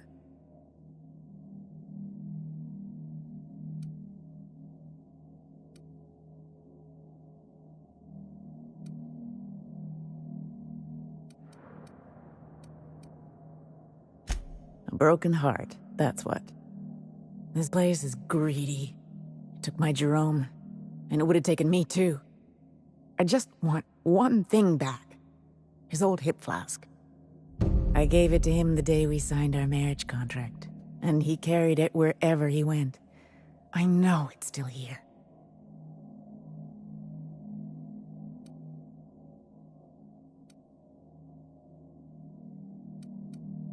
No point in denying it, he died on this rock.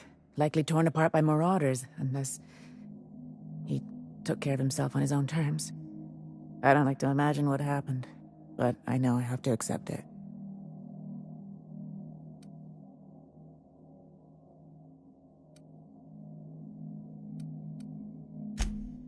I appreciate it, stranger. I don't expect you to move the stars. Just keep an eye out, and think of me from time to time. I don't have much, but if you help me, there's a little set aside for the occasion. Jerome used to drink with his buddies in a small kitchen opposite the maintenance shed. Might be a good place to check first. Yeah?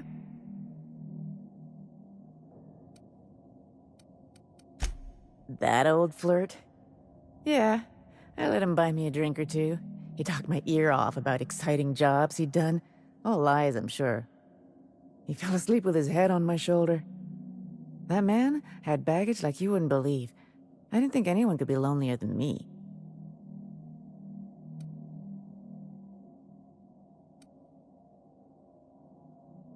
He bragged about having the key to some sort of maintenance area in one of the old buildings. I never saw it, so I just assumed he was talking himself up. He also asked if I wanted to see something gross and slimy he kept in his room, but I declined, politely. He put on quite a front, but I think he was weary, like he'd seen too much and had too little to show for it. Guess we were kindred spirits in a way. Sure thing. My condolences if you two were close. The lab coats kept quiet about the project, but the air was charged with excitement. You could feel it wherever you went. They wanted to change the world. A tenfold boost to worker productivity with no side effects? Who wouldn't salivate at the thought? I don't know what went wrong, but when the shit hit the fan, it sprayed everyone in its path, including me.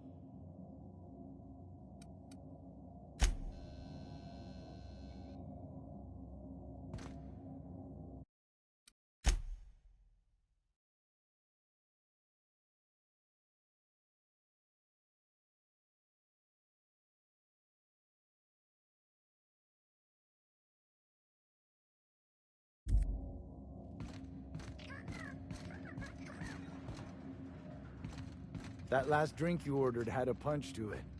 What did you say it was called? Lunar Eclipse Mix. It's just pep pills and a 2-hour energy brew. My ex used to have them with breakfast. Oh yeah. Whatever happened to that guy? I broke it off. He wouldn't take his hat off in the bedroom. Yikes. Every time I see a Spacer's Choice advertisement, it's like he's staring at me from behind the screen.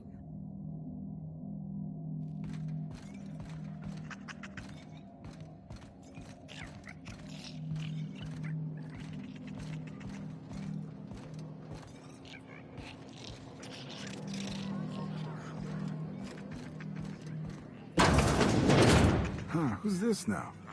Wonder if they could... Nah, who am I kidding?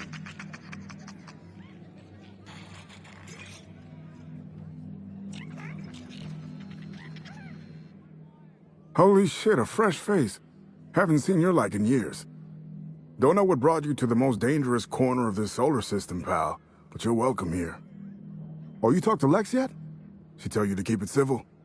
You wouldn't guess to talk to her, but that lady's got a mean left hook.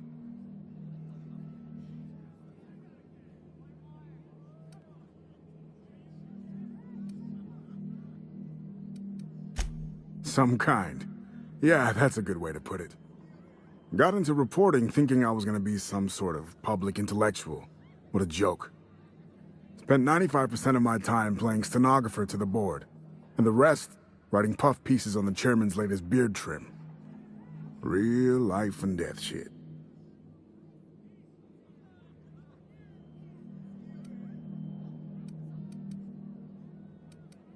When the project fell apart, Spacer's Choice refused to extract me. They left me here to rot. Listen, I hate asking for handouts, but my back's against the wall here.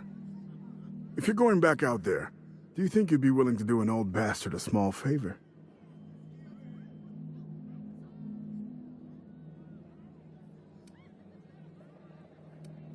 Does this involve going somewhere we don't belong? Those are my favorite jobs. Well, I've been trying to get away from this rock for 5 lobby-fucked years, but I can't stay gone.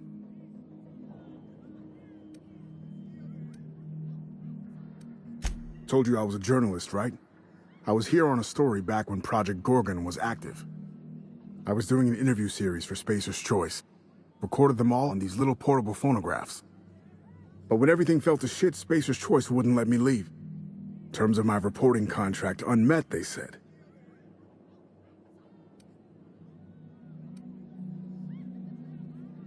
I stashed my interviews around Gorgon when everything went haywire, and now there's about 5 million marauders between me and them. Look at me, I'm no fighter. I've never even touched a gun. But you're just the right amount of rough around the edges. Help me get my recordings back so I can finally get the hell out of here.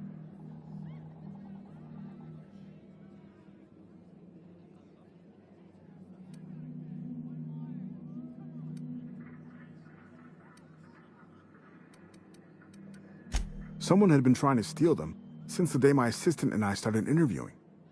Couldn't even keep them in my safe. They always found a way in. So I took to hiding them all over the fucking asteroid. Thought I was so clever. What a fool I was.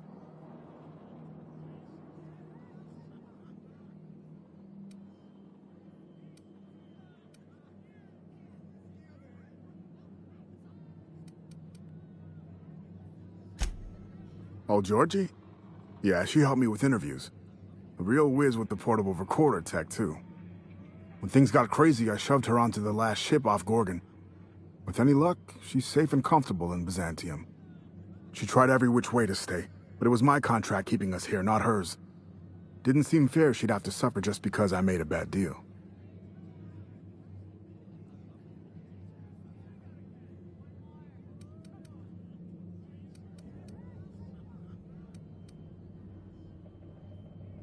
No shit? That's downright civilized of you. All right. One of them I stashed in the Office of Creative Incubation, in the projector room on the 3rd floor. I gave another to my friend Birdie to keep in her apartment, just outside OCI's upper entrance.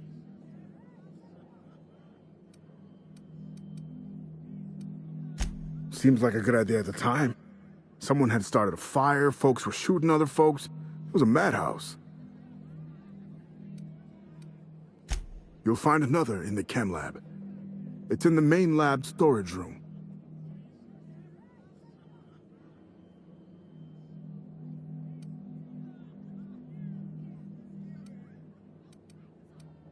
Didn't have much of a choice. The primals had gotten loose, a couple of them were chasing me. The recordings just ended up wherever I hid. The final one is in Human Inquiry and Auditing. It's tucked behind a pipe in Observation Room B.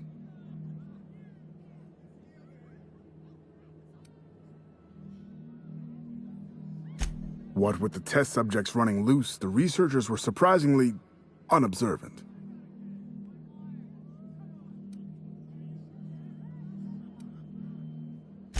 Strength to your sword arm, friend. And thank you.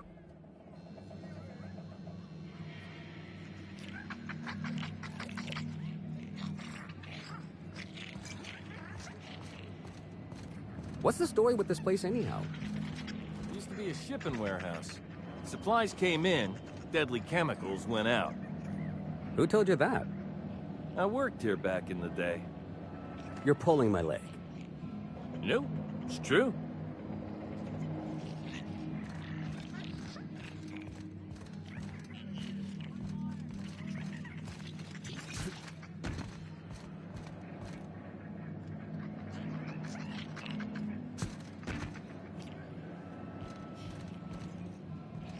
Nice and easy.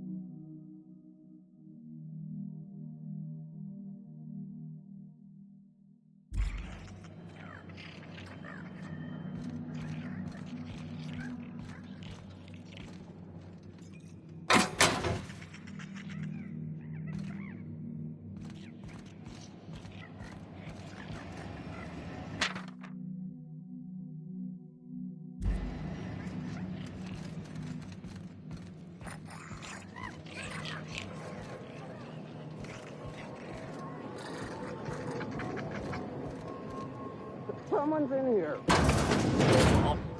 It's coming back up again.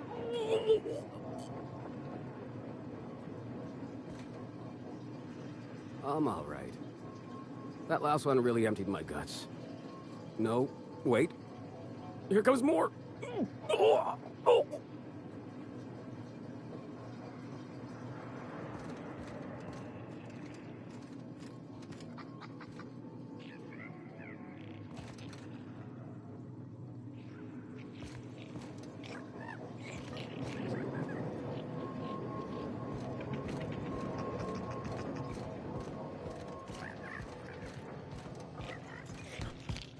What have you got there? Adrenatime, I think. I found some in an old busted crate. You're just gonna take some drug you found in the garbage? It's not some drug. It's adrenatime. I don't see a label. If it wasn't safe, it wouldn't be in a syringe. I can't argue with that.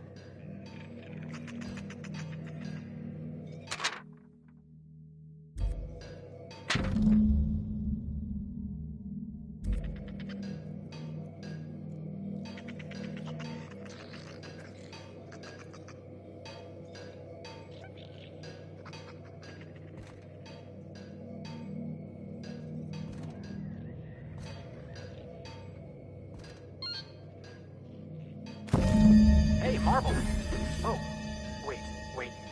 Nope, that's a human eyeball. As a medical professional, I gotta say, that is very well preserved and disgusting.